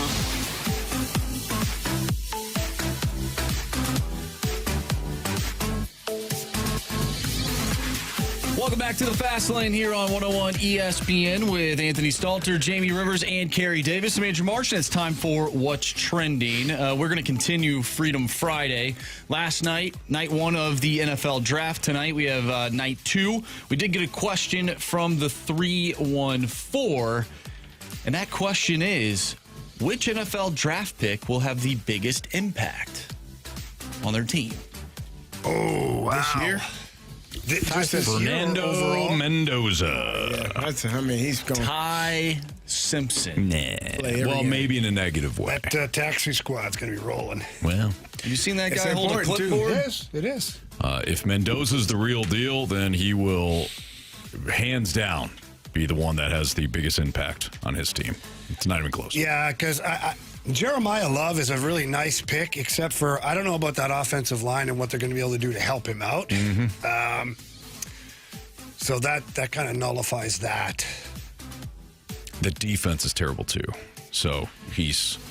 Yeah. There's only so much he can do when the defense is bad. I got a surprising one for you. Carnell Tate. Oh, yeah? You like Carnell? I like him in that scenario. I mean, I like Simpson. No, I like Mekhi Lemon better as a receiver, but I like Carnell Tate going to play with Cam Ward because they had a lot of drops last year. I mean, they were dropping the ball left and right and left and right. They couldn't catch a cold. Yeah. And I would assume that an upgrade at that position, they went out and they drafted Carnell Tate. They signed Wan'Dale Robinson. Calvin Ridley can't be as bad as he was last year, right? He stinks. No, he can. Nah, man, he'll be all right. I don't understand the obsession with Calvin Ridley. Like, you liked him at one point. Calvin Ridley's awesome. Hey, is he? You liked him at one point. You did like him at one point. Yeah, before he left his team high and dry and then demanded a trade like a bum. Wow. I think Calvin Ridley will have a better year. I would assume. I hope so. But I think they got some weapons now. I think Carnell Tate could be a really good receiver for them. I think Tate and Ridley will look real good in those uniforms, those new uniforms, running routes as Cam Ward gets sacked over and over and over again. Nah, I mean, yeah. He's pretty good at evading those really sacks. Up until his femur breaks, yeah. Come on, man. You know how many times he's going to get hit? Again? Give Cam some love. I like Cam Ward. Him and Geno got sacked the same amount of times. What's the old line? And how did Geno Smith do? He got fired. Thank you. Got sent to another team. But he's going to take that team to the promised land, Anthony. The Titans are like, hey, you know what's smart? Let's build from the outside in. So you don't like their choice? Really? You know what's funny about NFL fans too? I was listening to like some of the NFL fans call in to various shows and things like that. And they're not unhinged. Well, they're all hot and bothered, right? Like during the season, as they're watching their team and their quarterback gets sacked and pressured over and over and over, they're always like, our offensive line sucks. We need O-linemen. On draft night, We need that receiver, baby. They're all the same. Yeah. It's hard, though. You know, like, in fairness to fans, okay? I'll say this. I've loved football my entire life. Love watching it. NFL, CFL. When I was in Canada, it's still fun to watch all stuff. And up until probably 5 years ago, started doing this show in particular with you. I didn't value what I call the dirty positions. Didn't value them. Quarterback, running back, wide receiver, linebacker, give me that flash. Then, as you start to see these successful teams, and I'll admit this, because this is a safe space here. Absolutely. Marsh, turn off the mics. No, you can leave it on. It's fine. Oh, okay. Good. All right. I never, and this guy was my neighbor, I never understood the hype for Orlando Pace. Never understood it. I do now. Because, okay, he's an offensive line. Like, he's a big guy. He's a really nice guy. But how much can one guy, come on, yeah? It's Marshall Falk. It's this guy. It's that guy. I'm just being very honest right Bruce. now. And now knowing what I know and then looking back and seeing just what a difference he was, I'm like, oh, you're an idiot. Well, you don't. I mean, you don't know what you don't know. But Warner, I'm willing to admit that. Warner never got touched. Never got touched because of Orlando Pace. One of the best to ever play the game in that position. Ever. Well, do you think fans are in the mind or have the mindset of let's get those types of dudes on day 2? Maybe, but are those types of dudes still there on day 2? I mean, there's some really good types of players on day 2. Okay, let's do this. I'm going to say this. And I wonder if, CD, I wonder if you're going to disagree with me. You took Carnell Tate at number 4. Yeah. If he's not Jamar Chase, if he's not Julio Jones, AJ Green, who else? Justin Jefferson? Yeah, Justin Jefferson. You wasted that pick. If that dude is not Jamar Chase in your offense, you wasted the pick. So I think I can compare it to. I think Carnell Tate is a really good receiver. I'm thinking back to when. Is he Jamar Chase? No, nobody's Jamar Chase. All right, I don't think you have to. I don't think you have to be Jamar Chase to have value at being picked right there. Because I think about when Tennessee drafted Corey Davis. I think he was drafted number 5 overall. That was a terrible pick to me. Like that. But those two players are, in my opinion, night and day from one another. This ain't Corey Davis. But he also ain't Justin Jefferson. So he's closer to Justin Jefferson and Jamar Chase than he is Corey Davis, if that helps you in any way. You invested the number 4 overall pick in a wide receiver. You invested the number 1 pick in a quarterback, and you got to have someone reliable to throw it to. If he isn't one of the top wide receivers, you wasted that pick. What if he's top 3 in Rookie of the Year? No, he's got to be. He's got the production has got to be there from a wide. He's got to be a dude. I think we disagree there because I think if he finishes top 3 in Rookie of the Year, that was a hell of a pick. Because I would assume that it's only going to ascend from that point, and you're continuing to build your team, and you got a good defense, you got a good head coach, right? You have an offensive coordinator that is going to put you in position to have success offensively, probably take away some of the sacks with just schematically and getting the ball out of your hand. But it doesn't matter how quickly you get the ball out if you don't have reliable people or person to catch the football. So I'm not upset with Carnell Tate. Exactly. So why don't you build that? Let me ask you this. Do you think you can find a productive wide receiver in the 2nd and 3rd round if you give your quarterback time? I don't think Denzel Boston is Carnell Tate. I agree with that, but what I'm saying is this. A productive, yes. A top 3 Rookie of the Year, no. Not to his level. That's how I would see it.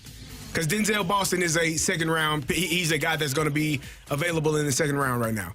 Denzel Boston is not Carnell Tate. During the Patriots run, how many times did they take a wide receiver in the 1st round? Probably none. But they had Hall of Fame tight end. They had Hall of Fame quarterback. Where they found where? Well, which one?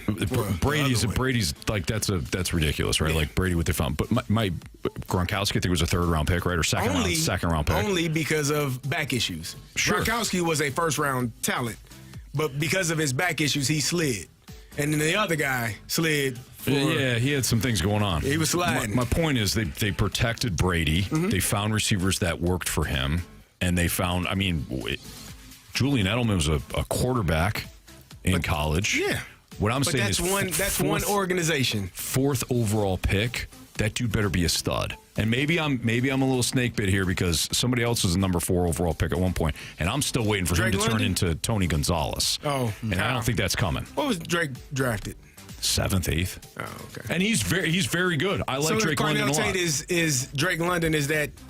That's not good enough for you? Because I take that. See what I'm saying? Like I think take that. That's a really good number 1 receiver. Drake London's and you a have top to have 10 receiver, those guys. right? So if Cardinals Tate is Drake London, if he's top 10, fine. Okay, we're cool. All right. We cool. All right. But he better be top 10, CD. Well, that's what they're hoping, too. That's why they take him there. You could say the same thing for Jeremiah Love.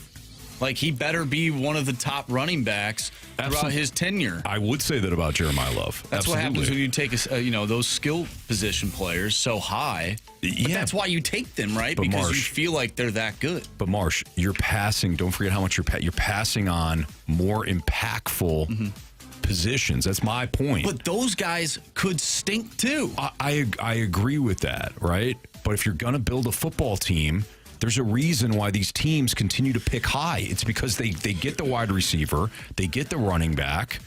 Everybody loves that. Bijan Robinson, Drake London, Kyle Pitts, unstoppable. No, they're very stoppable. They're stoppable 8 to 9 times a year.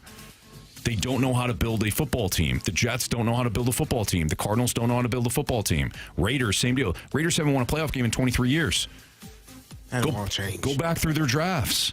How many times have we fallen in love with this? Oh my God! But I also so with the Raiders, you also have to take the best player available. Do you pass on Ashton Genty because you don't have the offensive line to block for him, or do you say this guy can be one of the generational type of talents that we need, and we'll figure the other part out later? Do you think they will? That's how because they never do. But that's what I would have to do. I wouldn't force myself to take an offensive lineman who might be, I don't know, 23rd in best player available at the number 4 spot or the number 2 spot when I can take Ashton Genty. But there's always offensive linemen and defensive linemen that are around that pick. Like, I don't think we have to use the 23rd example. But you can also find more depth on the offensive line. Like, those guys are going to be rotating. You got I didn't think that there was a generational Orlando Pace in this year's draft. It was not a clear cut, in my opinion, a clear-cut guy that you say, yeah, that's him, signed, sealed, delivered. If you don't get him, you're an idiot. I think the Cardinals felt that. I think the Titans felt that. I think the Giants felt. I think the Jets felt that way. Like, there is not that type of person, so you get the best player available, in my opinion. And then you get that offensive lineman next year. Sure. Or you get him in the second round. The first offensive lineman went at 9. What's also like available in massive abundance because college football puts the ball in the air a lot? Not good ones. Jamie? Not good ones. That's right, receivers. Not good ones. Not elite. I'll just leave go getters. You know, just saying. You out there? They said the same thing. Spread it out. They said the same thing for running backs too. And then the Kansas City Chiefs like, yeah, we'll live by that philosophy. We need to sign a running back because the guy we got in the 7th round ain't good enough. Yeah, but they took one in the 1st round. Ain't good enough either. Who? Clyde Edwards-Helaire. He had other issues. That was a personal. He got personal but he stuff. still wasn't. I think that personal stuff impacted him way more than we will ever. know. All I'm saying is he's not playing right now. We'll see the Titans and Cardinals in the top 5 again next year. And we'll do the same thing again. Oh, we need a wide receiver or a tight end. He's so torn. He hates his Falcons. It's all roads lead back to Atlanta. Here's the thing, though. I've seen it not work, and I see these teams making the same. And by the way, I love Jeremiah Love. Love him. If there's no line, he's going to get the Ashton Genti'd. Yeah, he is. I'm sorry. You're acting like some of these players only have 1-year contracts. Marsh, I'm talking about building a football team. If you don't know what you're doing, it doesn't matter. Saquon Barkley, how'd that work out with the Giants? They did not know how to build in front of him, and he became what? An Eagle. And what do the Eagles do? They know how to build a football team. They added Saquon Barkley, and then they won the Super Bowl. I'm not saying it's like cut and paste, but there is a bit of a formula here that I think works, and I think these teams don't follow it. So what's the difference between a non-Super Bowl contender?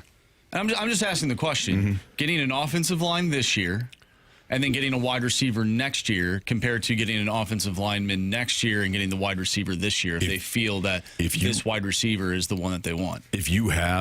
There's always receivers. Go back through the drafts. There's always a guy. There's always a dude. Always. If you build the O-line first and then build the D-line, you at least have a foundation. How your Steelers doing?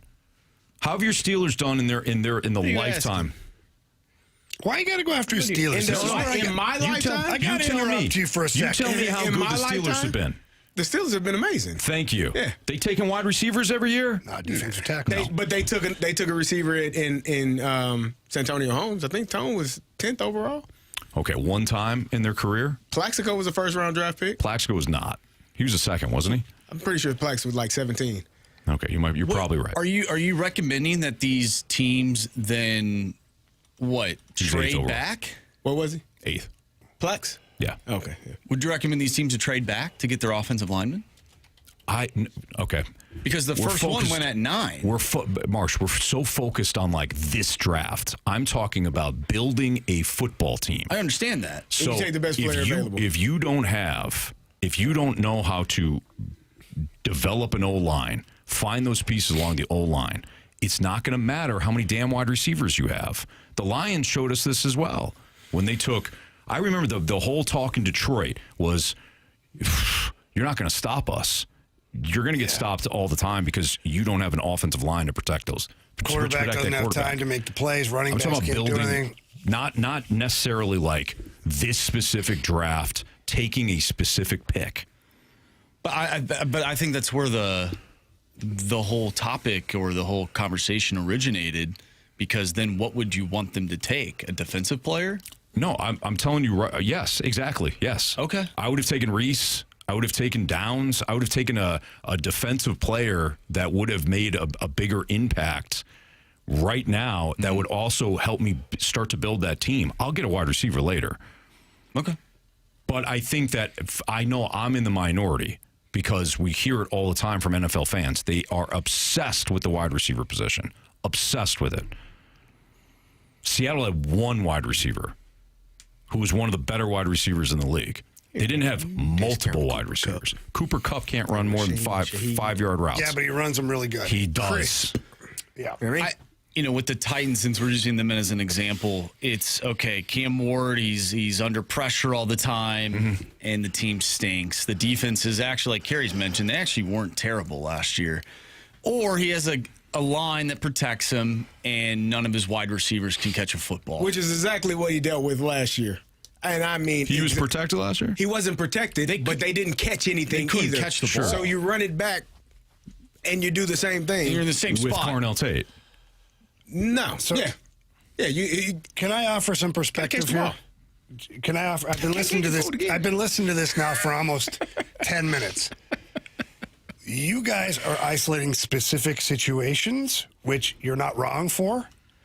Anthony is isolating overall perspective, which I agree with. So, but you're both never going to agree because you guys are picking specific situations. Me and him are never going to agree on football. Oh, I know. It's weird.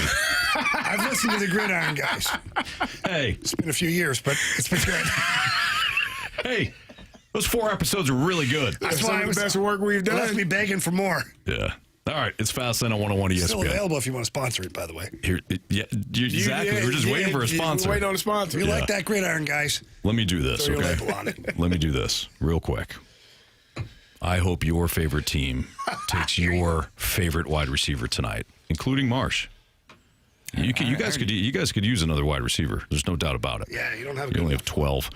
Beat the streak, bet the board next on 101 ESPN. We have two.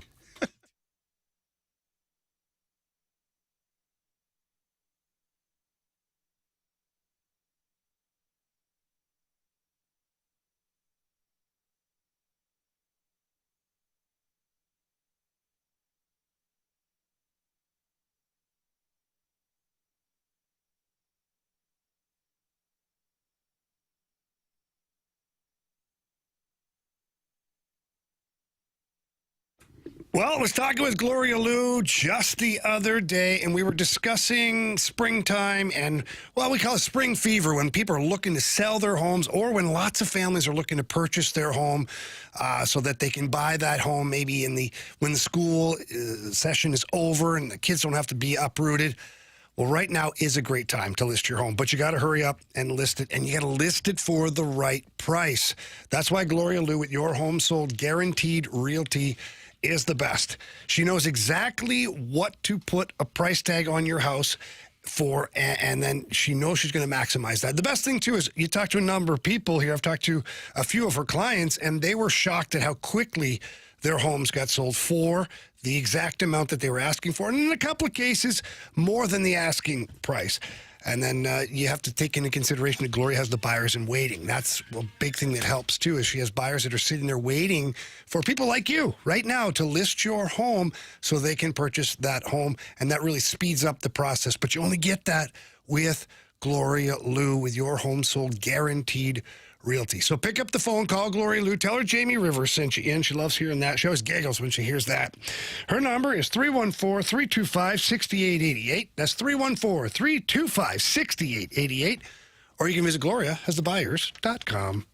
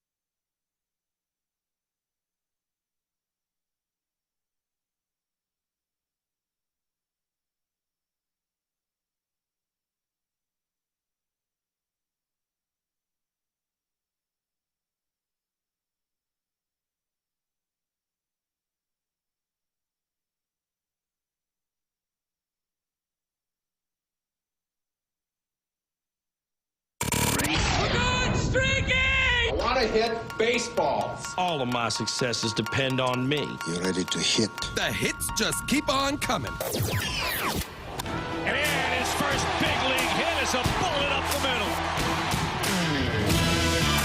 Time to play Beat the Streak here in the Fast Lane on 101 ESPN, where we've got our guy Nick back for another opportunity as he continues his streak. What's up, Nick? How's it going, guys?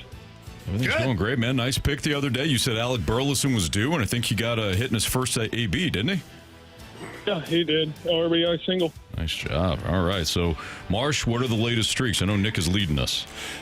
Yes. So, Nick, he is leading the pack. I have a streak of 3. Anthony, you have a streak of 1. And Jamie and Carey They had some pretty long streaks going, but they are now back to 0. And Nick's is, what, 9 now? 9 going back to last year, yeah. 2026, it's at 1. Yeah, but we're going to give him the 9. Right. Yeah, we're going to give him the 9 spot. All right, Nick, you're up first. We're going to go back to the well. Let me get Alec Burleson to where I can watch him live tonight, get a base hit. Oh, there you go. Going to the game, I hear? Yeah. All right. Are you sitting in Big Mac land? Going to get all that food and drink?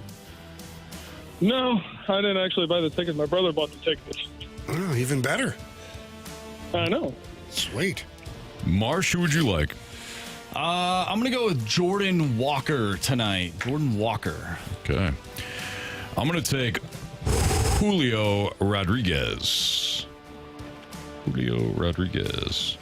All right, Jamie, I think you had the longer of the streaks, right? Thank you for noticing. Yes. Give me Herrera.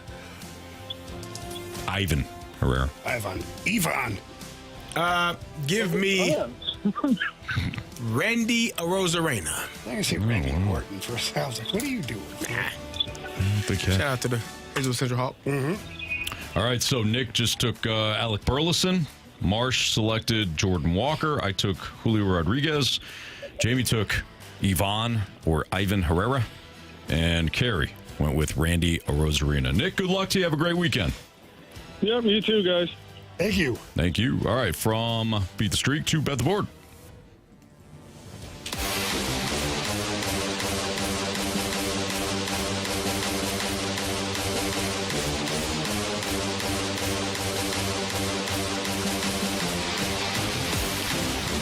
All right, Marsh, I don't think any of us did good, right? Maybe outside of Carey? No, Carey had Cleveland -1.5. They lost by 25. Oh, sweet Mary. Is that bad? We all lost last night? Yeah. 0 for 4? It wasn't a good day. All right. So, Marsh, update us then. All right, so nothing changes from yesterday. Carey's still in the lead with 10 points. Jamie right behind him with 9. Anthony, you have 7, and I have 5. Ooh. All right. Well, I'm going to go some baseball tonight. Baseball been Betty. It's okay to me. Yeah. Give me Bryce Harper. I wanted that one. Give me Bryce Harper, 1.5 hits. Hold on. Oh, it just reset. All right. 1.5 hits, runs, RBI. Okay. Jamie, you're up next. Give me the over total in the Tampa-Montreal game. It is at 5.5, -135. Okay. I'm going to take the Miami Marlins with Sandy Alcantara on the hill tonight, opposing Adrian Hauser and the Giants. Marlins -112 on the money line. So we established yesterday that over the last 7 days, the Cardinals are the worst team in baseball when it comes to striking out. Yeah, Carey was telling us that. I did tell you that. Well, that was on the mound, Anthony. They're the worst in baseball all season long when it comes to trying to strike other teams out at the plate. Got it. The Cardinals, when they're batting, have struggled as of recent. So give me George Kirby's 6+ strikeouts tonight. Okay. You guys not using your parlay end of the month? Yeah, I'm going to hold mine until next month. Just let it go. Yeah. Whatever, man. Mm-hmm. Just checking. Okay. You're not going to confuse me this time. Not today, gentlemen. Not tonight. So the end of the month would be, let's see here. Next Thursday. Oh, we still got almost a whole week. Mm-hmm. Wow. I want to change my bet. Nah, you don't. So a rough one for you, Carey, last night, huh? Man, it was bad. I looked at that score. I said, what the heck is going on? Toronto beat up on the old Cavaliers, man. They didn't even have a chance. 126-104. Yeah, it was bad. You know, the NBA playoffs, that first round is typically just so boring to watch. This year, though, I've been pleasantly surprised with how close some of the series have been. Well, good. You know, yeah. I'm actually shocked that the Hawks are winning over the Knicks. That's surprising. The 76ers, after being blown out in Game 1, actually took Game 2 against the Celtics. Blew them out. I believe the Timberwolves are now up in that series against Denver. Mm-hmm. So Victor Wembanyama's in concussion protocol after hitting his face on the floor. Ooh, that was bad. That was rough. I think he'll probably miss tonight, right? I would assume so. I don't know. I mean, that was like I give NBA players crap and basketball players in general, but I will tell you, falling to that floor face first or at any part of your body without being able to brace yourself, it ain't fun. And it does hurt like hell. So, all right, it's Fast Lane on 101 ESPN. Andrew Marsh, Carey Davis, Jamie Rivers. I'm Anthony Stalter. We got the Gauntlet next.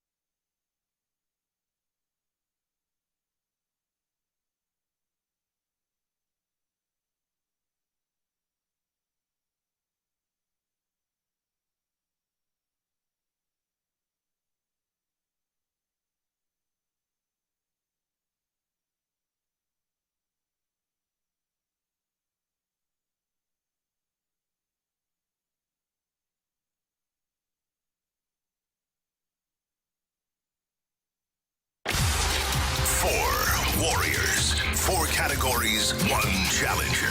Can you survive the Gauntlet? Brought to you by Blue Note Roofing. Roofing, siding, and gutters. Visit BlueNoteRoofingSTL.com for a free inspection.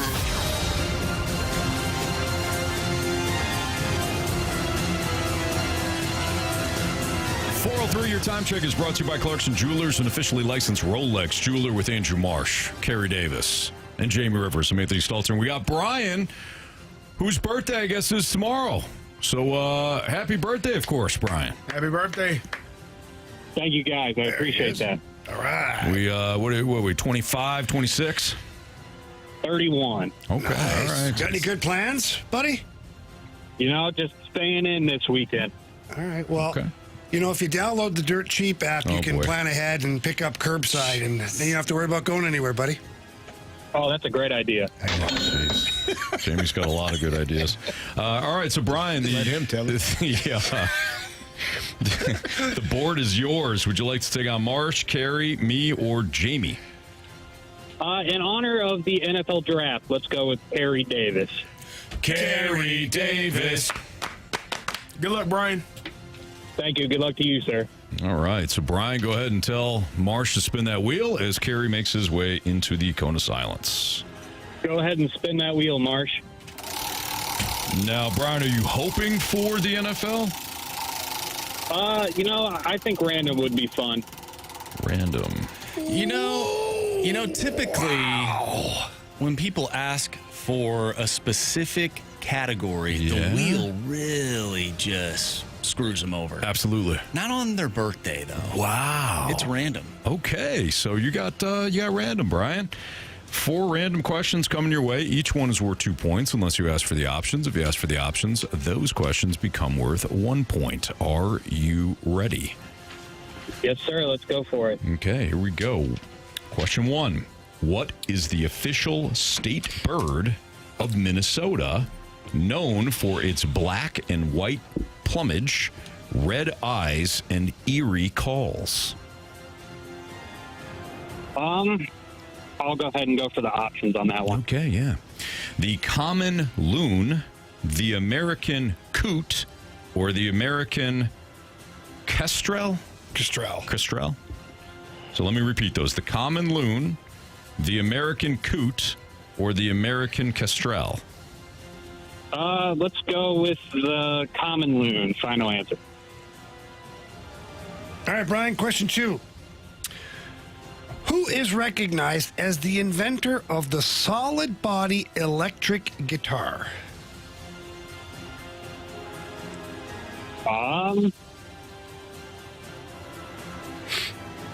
Let's go with Les Paul. Final answer. Question number 3. On Tuesday night in San Antonio, the Trailblazers won their first playoff game since May 29th, 2021, when they took down Denver by 20 points. Name Portland's leading scorer in that game. Here's a hint. It was not Damian Lillard. Well, that was going to be my guess. Let's go with C.J. McCollum. Final answer. All right. Last question for you, Brian. Identify the longest river in the world. I always get these two mixed up. I'm going to go with the Amazon River. Final answer. Okay. All right. I'm kind of curious what the other river that you had in mind now. Maybe we'll wait on that. We'll wait on that one. Yeah. All righty. Because Carey's coming in here. We don't want. Yeah, we don't tip him off. All right, so Carey's making his way back from the cone of silence, slowly but surely. I know it's Friday, but come on. It's a Freedom Friday. There you go. So Come on, pick it up a little bit. He has the freedom to walk as he will. Oh, stop it. Actually, I like that. You were the one that complained first. I did not. Not about that. Carey. Yeah. The category today is random. Back at lunch. Here we go. Question 1. What is the official state bird of Minnesota, known for its black and white plumage, red eyes, and eerie calls?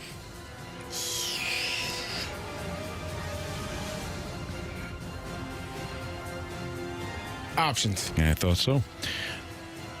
Surprised it took that long. I was going to say swallow, but it's a good bird. Question 1. African or European? I don't know. There are multiple. American's fine. American, probably. Go ahead, Anthony. I'm sorry. Your options are the common loon, the American coot, or the American kestrel. The common loon, The common loon, the American coot, or the American kestrel? Let's go loon. Final answer. Who the heck knows that, man? I actually knew that one. Did you? Yeah, it's pretty common, He actually. knows all things Minnesota. I'm right with you. Okay. Question 2. Who is recognized as the inventor of the solid body electric guitar? Ding, ding, ding, ding. That's a options. banjo. Is it John Gibson, Benjamin Fender, or Les Paul?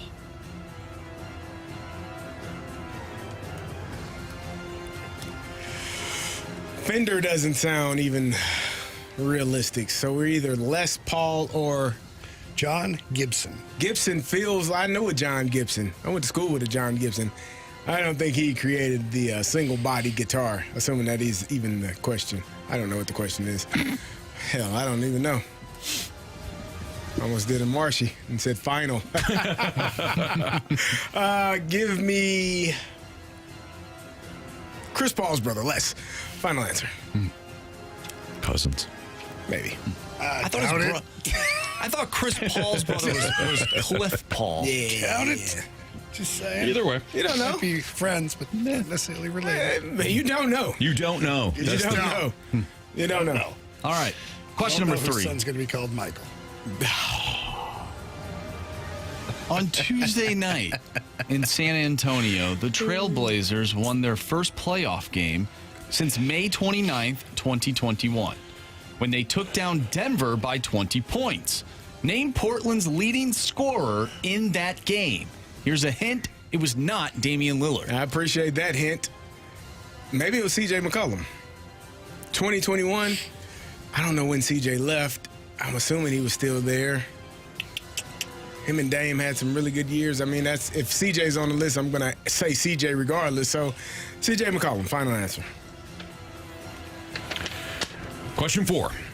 Identify the longest river in the world.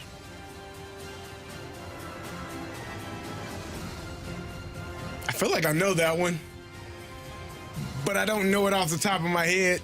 But you're going to give me some rivers that Jamie Rivers is one for sure. Sure is. Yep.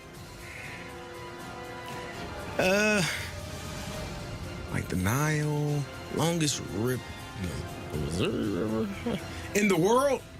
In the world. All right, give me the options. All right. Your options are the Mississippi, the Nile, or the Amazon.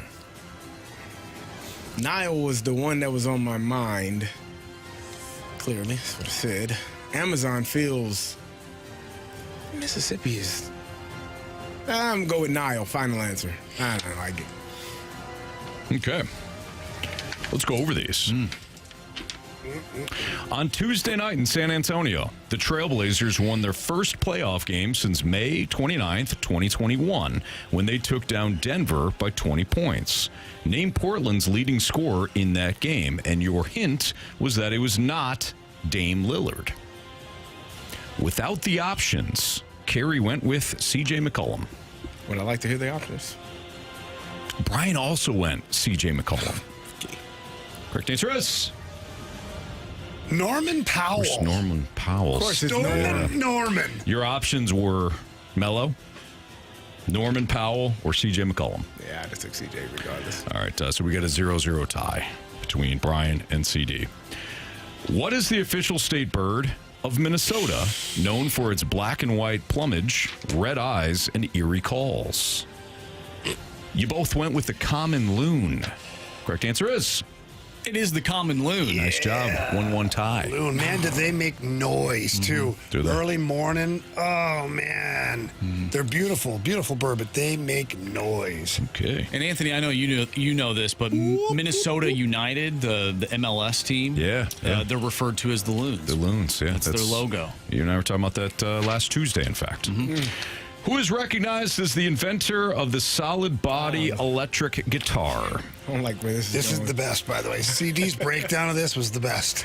Carey went with, and I quote, Chris's brother, Les Paul. Yeah. Brian also went Les Paul. Correct answer is... It is Les Paul. Really? The best is, I know that Fender doesn't even sound real. A Fender guitar is like one of the most popular guitars. Cool. Gibson, right? Gibson guitar. I knew Gibson. Yeah. Gibson, I heard. When you said, Benjamin Fender, that doesn't even sound real. Hey, Fender Bender. It doesn't matter. You got it right. There we go. But Carey took the options. Oh, he didn't? Nope. Brian No did way. not. Are you kidding me? I'm not Brian's a kidding you. musician. Oh, my God. So, score check here. Brian with 3 points. CD like where with this is 2 going. points. Comes down to this. Identify the longest river in the world. CD listened to the options and went with the Nile. Brian said, I always get these confused. I'll go with the Amazon, and did not use the options. I ain't mad at you, Brian. Now, Marsh, you were asking a question right before CD walked in here. Brian, you didn't indicate the other river that you get confused. The one that I get confused on which one's longer is the Nile, so it's one of those two. Okay, so you were down to either the Amazon or the Nile. Now, you took the Amazon. Carey went with the Nile. Come on, Nile. Good luck, Carey. Thank you. You too. If it's the Amazon, Brian wins. If it's the Mississippi, Brian wins. But if it's the Nile, we got a walk-off. Come on, walk it off now. Brian. Walk it off. It is the Nile. I was wondering if that was the other one you were thinking about, Brian. All right, man. We got a 3-3 tie. On Freedom Friday, this is exciting. This is very exciting on a Freedom Friday. All Did it right. be how many games Yager played? Anthony already knows that. Brian, I hope you enjoyed your time. Carey wins. Brian? It's Anthony's show. Remember, Brian? Gotta be careful.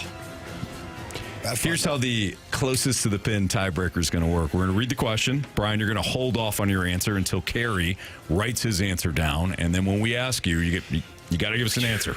And again, closest to the pin. Carey, do you have pen and paper? I'm ready. Brian, you ready? Yes, sir. All right, again, Brian, you're going to hold off. Here we go. Here's your closest to the pin tiebreaker. The U.S. Constitution consists of how many words? The U.S. Constitution consists of how many I words? was just reading this the other day. Oh, did you? I don't know, man. That bottom wow, that number was is what I quick. got. It doesn't matter. Bottom number. We'll Okay. see. Okay. How many words? All right, Brian, Yeah. what's your answer? Yeah, he wrote. 23,000. No math needed for this one. 23,000. 23,000. All right.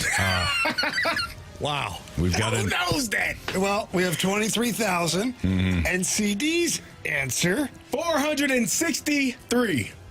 we got quite a difference here. We do. Sounds like Yager. You ain't wrong. The U.S. Constitution consists of how many words, Jamie?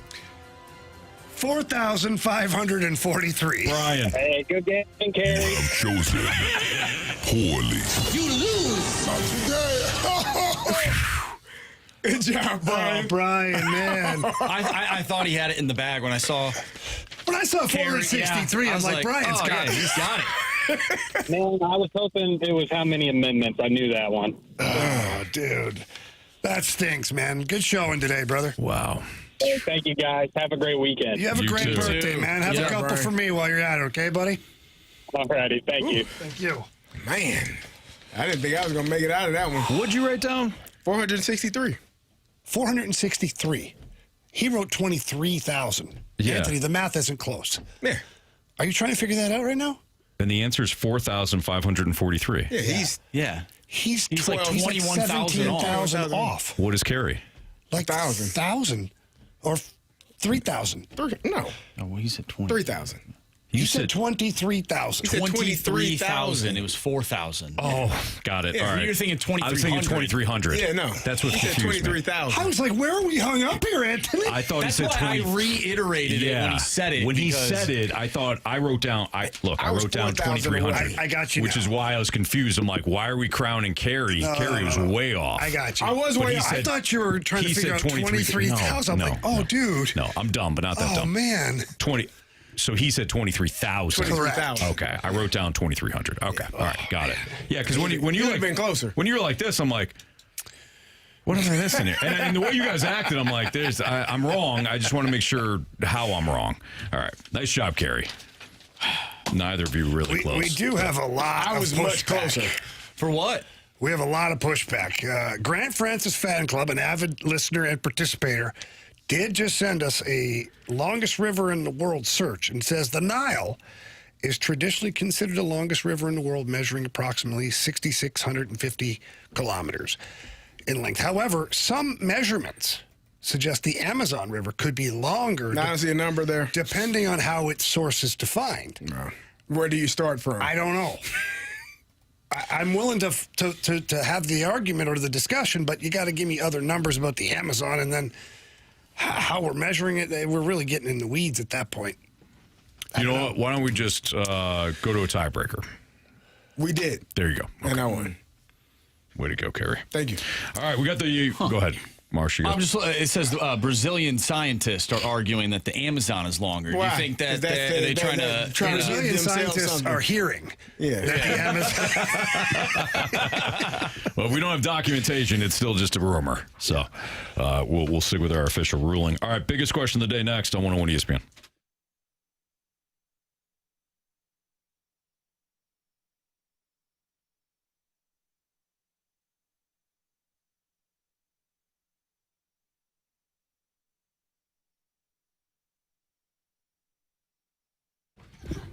Carey was talking recently about redoing his bathroom. I said to Carey, you got to go with Mosby Building Arts because they're phenomenal. And right now, throughout the month of April, it's already April 24th.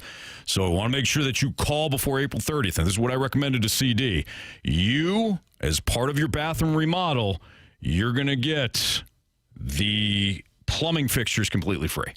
So all the plumbing fixtures, that's your sink faucet, your shower faucet, shower head, even toilet, all included.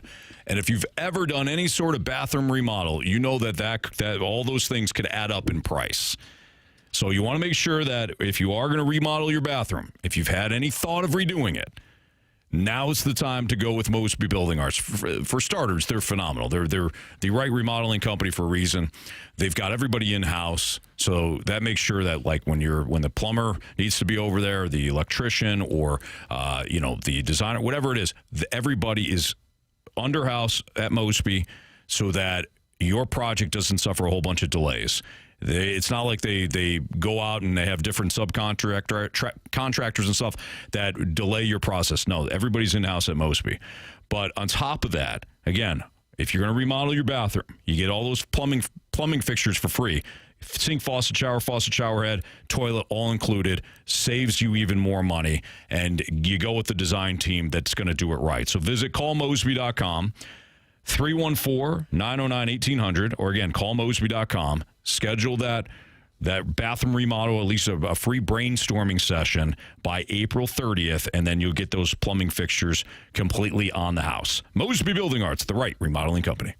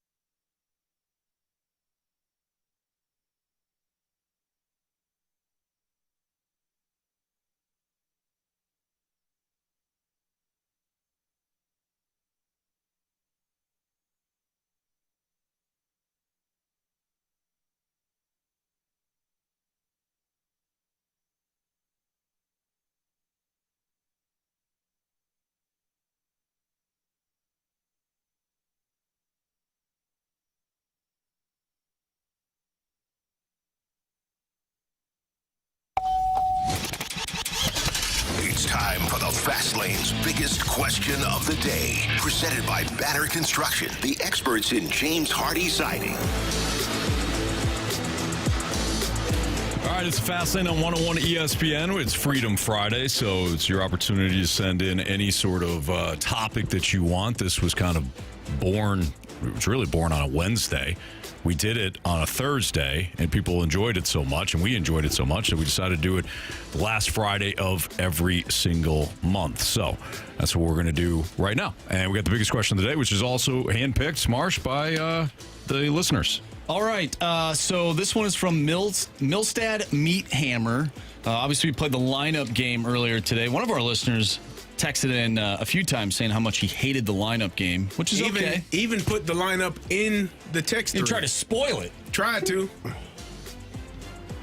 Didn't see it till later. What's going on in your... Told that texter, you are a hater. What's going on in your world that you got to be doing that stuff? Put the lineup in there and say, here it is. Stop doing it. Wow. I mean, the integrity on this show is unmatched, and you, sir, ma'am, you shouldn't do things like that. Be better. So anyways, the Milstad Meathammer wants to know, and again, we played the lineup game. Ramon Urias batting 8th. He's playing third base tonight. If this is the year of runway, why the hell is Urias playing so much? Puts the JC out there instead. What are your thoughts? You seen a little bit too much of Ramon Urias this season? Marsh, did you text in this question? No, I didn't. Because you're not a fan. You are not a fan. That's because I typed it in. That's because I typed it in. You're not a fan of Urias, and this is something you would say. So you know what I'm going to do? Well, I'm gonna kick this right back to you. Hang on, Anthony. Hang on. I may not have texted this, but I definitely picked it for the biggest question. So Marsh is going to be the most guys. Let me know if you disagree. Marsh is going to be the most passionate about this topic, so I'm going to kick it right back to you then.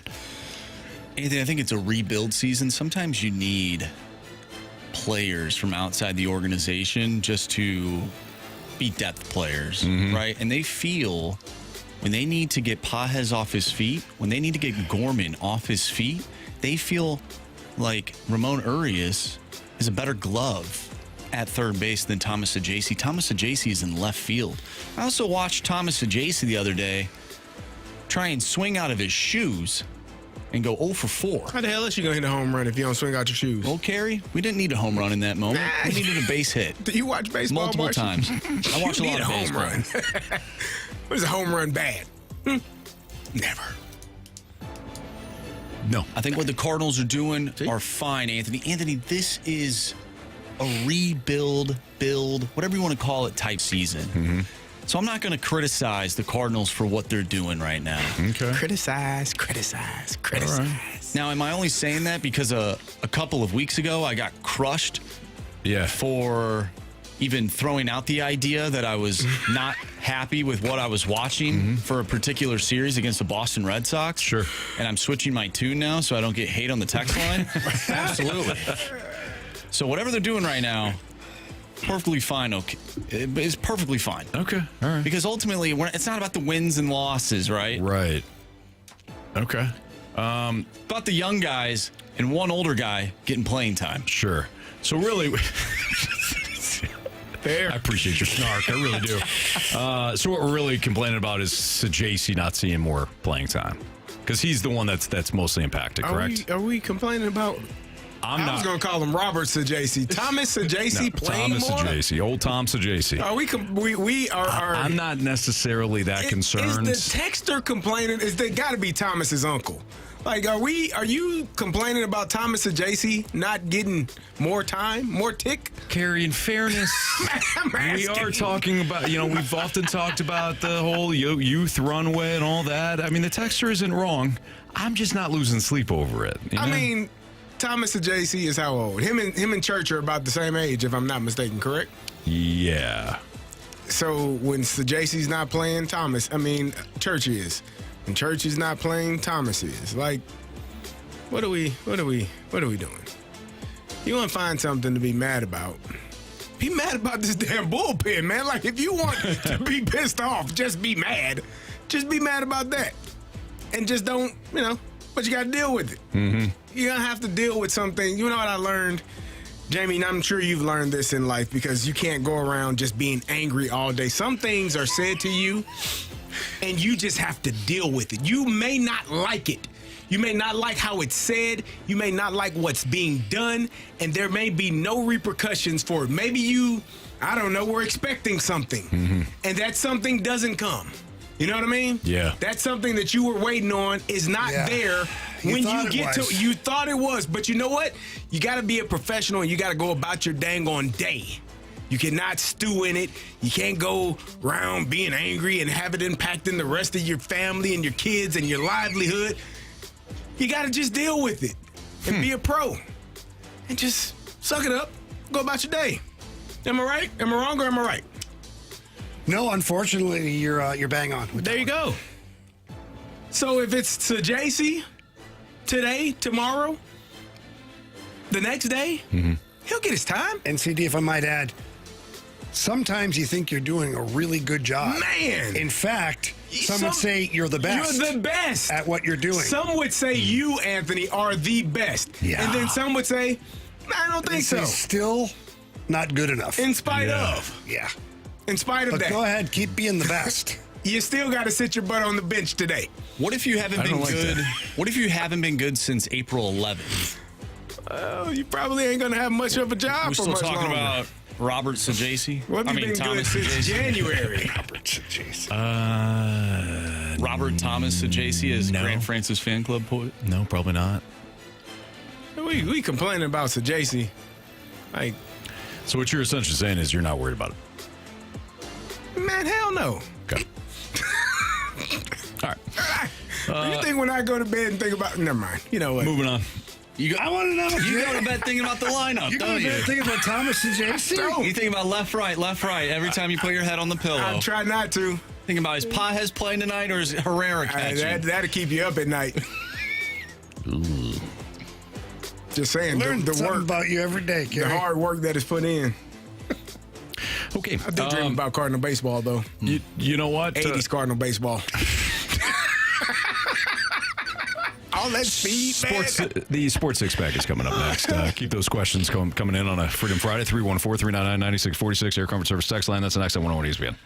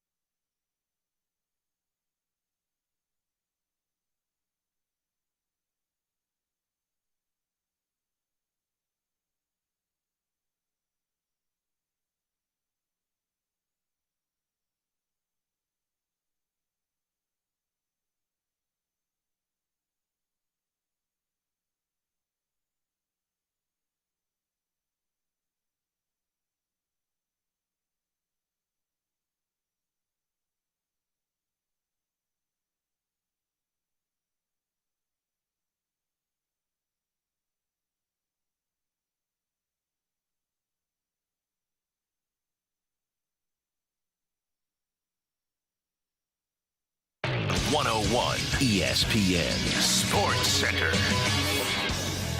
I'm Andrew Marsh. It's time for a Sports Center update brought to you by Saliga Heating and Cooling. We are off early today at 5 o'clock because we have day 2 of the NFL draft.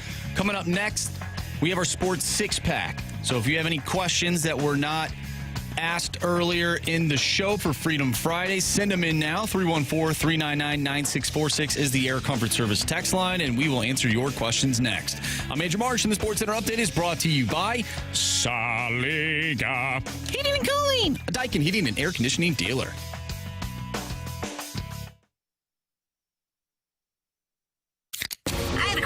It's time for the Fast Lane to answer your sports questions. I want to ask you a bunch of questions. I want to have them answered immediately. Asking me all these weird questions. Answer the question. Answer the question. Answer me! Refreshed by Urban Chestnut. Urban Chestnut's Swickle Light Premium Light Beer. Live your lifestyle, St. Louis. It's Fast Lane on 101 ESPN. Carey Davis, Jamie Rivers, Anthony Stalter, and our guy Andrew Marsh is question 1 for the Sports Six-Pack. Question number 1. All right, from the 573, will Jordan Kyrou's recent surgery affect his trade value? Assuming he gets traded. Yeah, assuming he agrees. Can I? Yeah, go ahead. So, in order for Jordan Kyrou to actually be traded, he has to be willing to do so. So, I would say that would be more impactful on him being traded than a knee procedure. Yeah, and this little cleanup that they talk about, I've been hearing things like all day, and it gets to me because... What's going on, Jamie? Well, everybody, I brought it up yesterday, and BK and Ferrario were talking about it too, and I love those guys, but everybody has, memory loss. And what I mean by that is 2 years in a row, Robert Thomas had subpar years happening. 4 Nations, he got rest and got healthy. Then he played really well. Then he played average to below average. Then we had the Olympic break and that little knee procedure, similar to what I think Jordan Kyrou's going to have. Came back, played great. So Jordan Kyrou apparently was playing on said injury. Mm-hmm. Didn't have a great year. Now he's having a little procedure. Why can't he come back and play great? But we're not willing to accept that. Like even Alex today said something to the effect of, well, he could play through it all year, so it's fine. Well, Robert Thomas was playing through his as well and was not playing well. So why are we just unwilling to give Jordan Kyrou the opportunity to come back and try to play well? He might not. And ultimately, he might be a guy you don't want anymore. Someone you try to move. To Carey's point, he's going to have to say that he's okay with it because he has a full no-trade clause. But I just don't understand the tunnel vision when it comes to Jordan Kyrou when other players who are making the same amount of money had similar issues, got to clean up, played well, and everything's fine. Mm-hmm. So now what if Jordan Kyrou starts next season, in the first quarter of the season, he's a top scorer on your team? Yeah. The problem is there's some people would be still, get rid of him. His value will never be higher. Get rid of him now. Okay. In fairness, people have disliked Jordan Kyrou even before he had a bad season. But that's my point. Sometimes some people have disliked him for no real apparent reason. Like last year, let's go back to last year, because this year there were so many guys that had down seasons. Last year was maybe the best all-around season Jordan Kyrou ever had in the NHL, and people still hated him. So I don't know what to tell you. I just don't. Question 2, please. Question number 2. From the 636, me and my girlfriend are going to the ball game tonight. Should we eat in the stadium or Ballpark Village? We cannot decide. What kind of tickets did you get?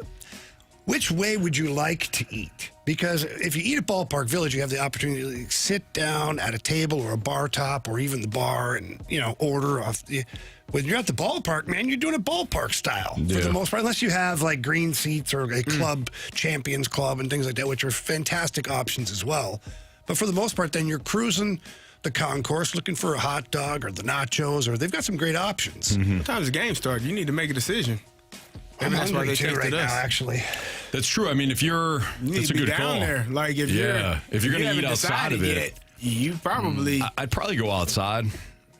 There's some good options at the stadium too, but I'd probably go outside if I think you're going to get, like, if you're hungry, if you're having a real meal, I'd probably look at one of the restaurants at Ballpark Village. There's a lot of good ones. Sport and Social too. Sure.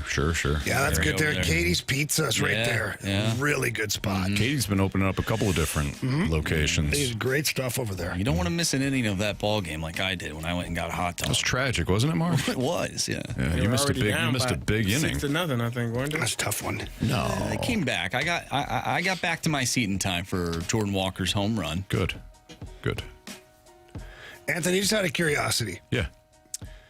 If you had a hockey team and you had a player that got 70 points in 82 games and was plus 23, would you want that guy on your team? I would, yeah. Okay, just checking. Does he win board battles? 70 points. I'll take the 70 points. Yeah, I'll find somebody else who can win the board battles consistently. Because I know I played with Brett Hull, and man, was that guy nasty in the corners and in front of the net. The way you're saying that would be an indication that he, in fact, was not. I don't know. Love Hully. He's one of my favorite human beings in the world. He scored goals, got points. Scored lots of them, too. Yeah, he did. Question number 3. From a 314, who is the worst owner in the NFL in our lifetime? In our lifetime? So worst owner, well, Dan Snyder's got to be at the top of the food chain for that. Are we talking football? Yeah. You say football? Yeah. Oh, he still wasn't great. Because I was going to say Donald Sterling.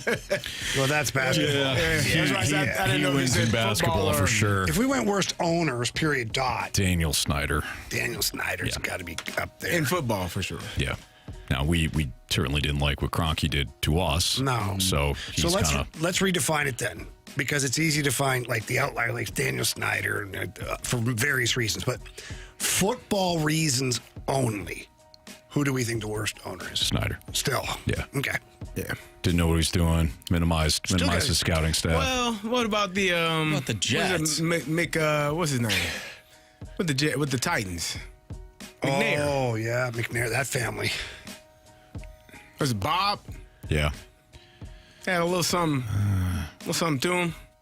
Yeah, the Jets ownership groups have not been good. The Panthers? Whether it's Leon Hess or The Panthers Woody Johnson. owner, isn't he? He got mad. He got mad going into a restaurant one time. He certainly did. I almost said something. I still think it's got to be Daniel Snyder. Actually, you might be able to say it. Anthony said it one day. He didn't care. He's still here. We're talking about the Panthers, not the Arizona Diamondbacks. No, that's a Major League Baseball team. Absolutely. Yeah. Marsh, you want to do one more or you want to wrap it? Oh, Anthony. Don't wrap it. Why don't we, let's do one more. We're going to do one more, guys. Let's do that. Question number 4. I'm not going to wrap it. This goes back to our Ramon Urias question to a degree. From the 217, do you think not having any aging veterans on a team is beneficial or harmful to the Cardinals' rebuild? It all depends on. No, I don't think it's I don't think it's harmful. I think it gives the young guys opportunities to step up and, become leaders. If you have a veteran leader, well, then everybody's still looking at them. I think this is an opportunity where you wipe the slate clean and say, hey, if you're a young guy, you have every opportunity to make your impact felt within that clubhouse. So no, I don't think it's a situation where it's absolutely harmful. If they were trying to balance, like they got just a great young team and they had zero veteran presence, I think that'd be a little bit different. But this isn't a build situation, so I don't think it's harmful. All right, we'll come back. Criticisms, compliments, and some 3 stars next on 101 ESPN.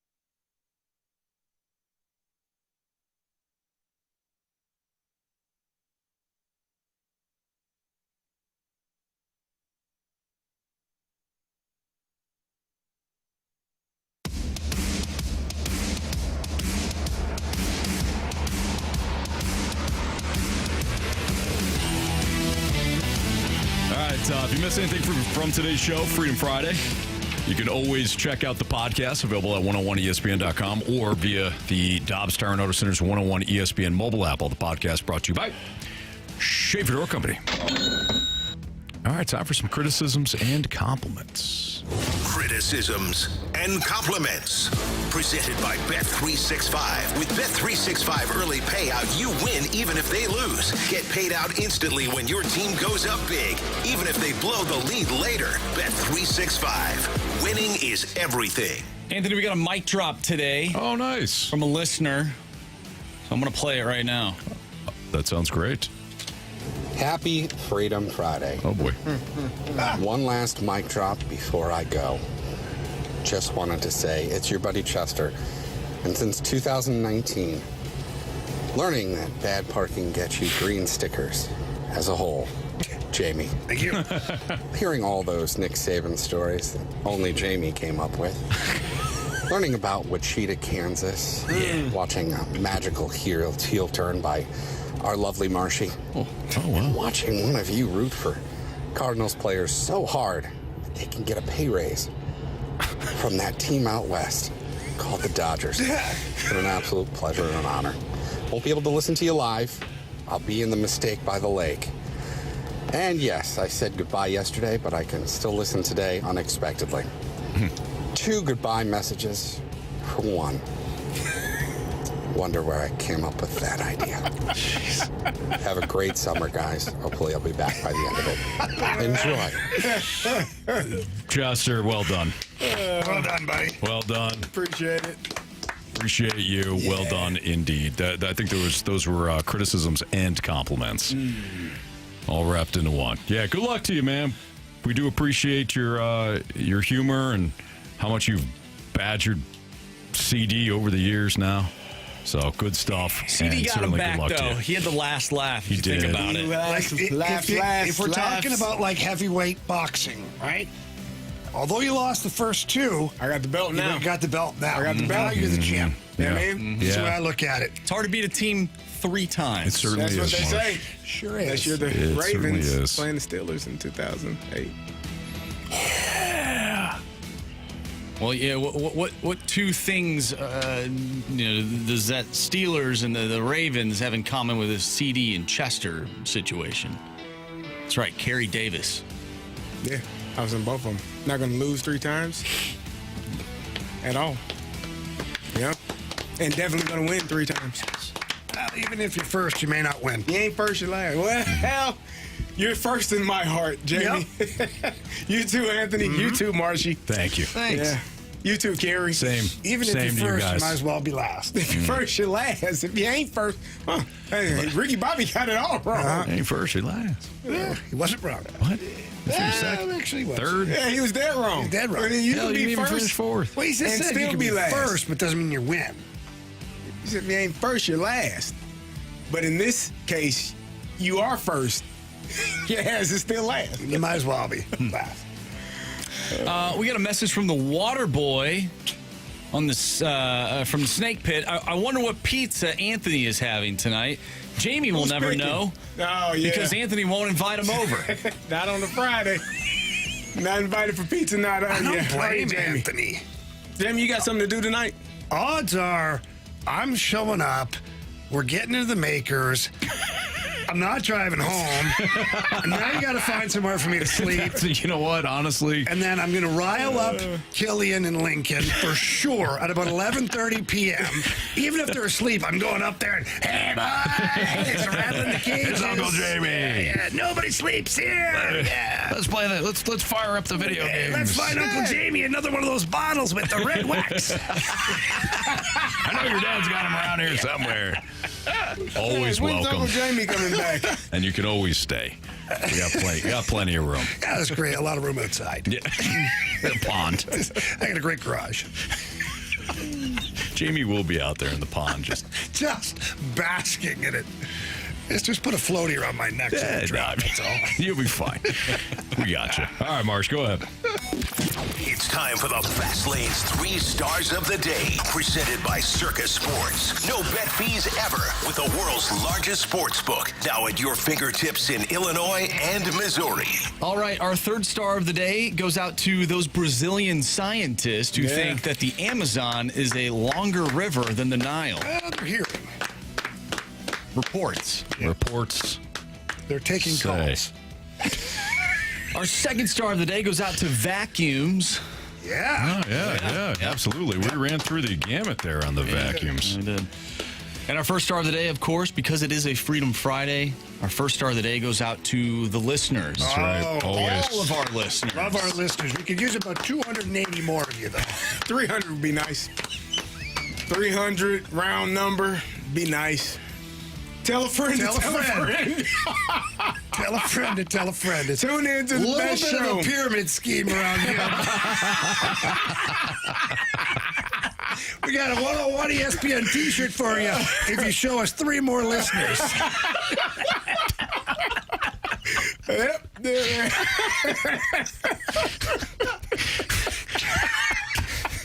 That'll do it for us. For Andrew Marsh, for Carey Davis, for Jamie Rivers, I'm Anthony Stalter. Have a great weekend. NFL Draft Day coverage, too. Now. See ya.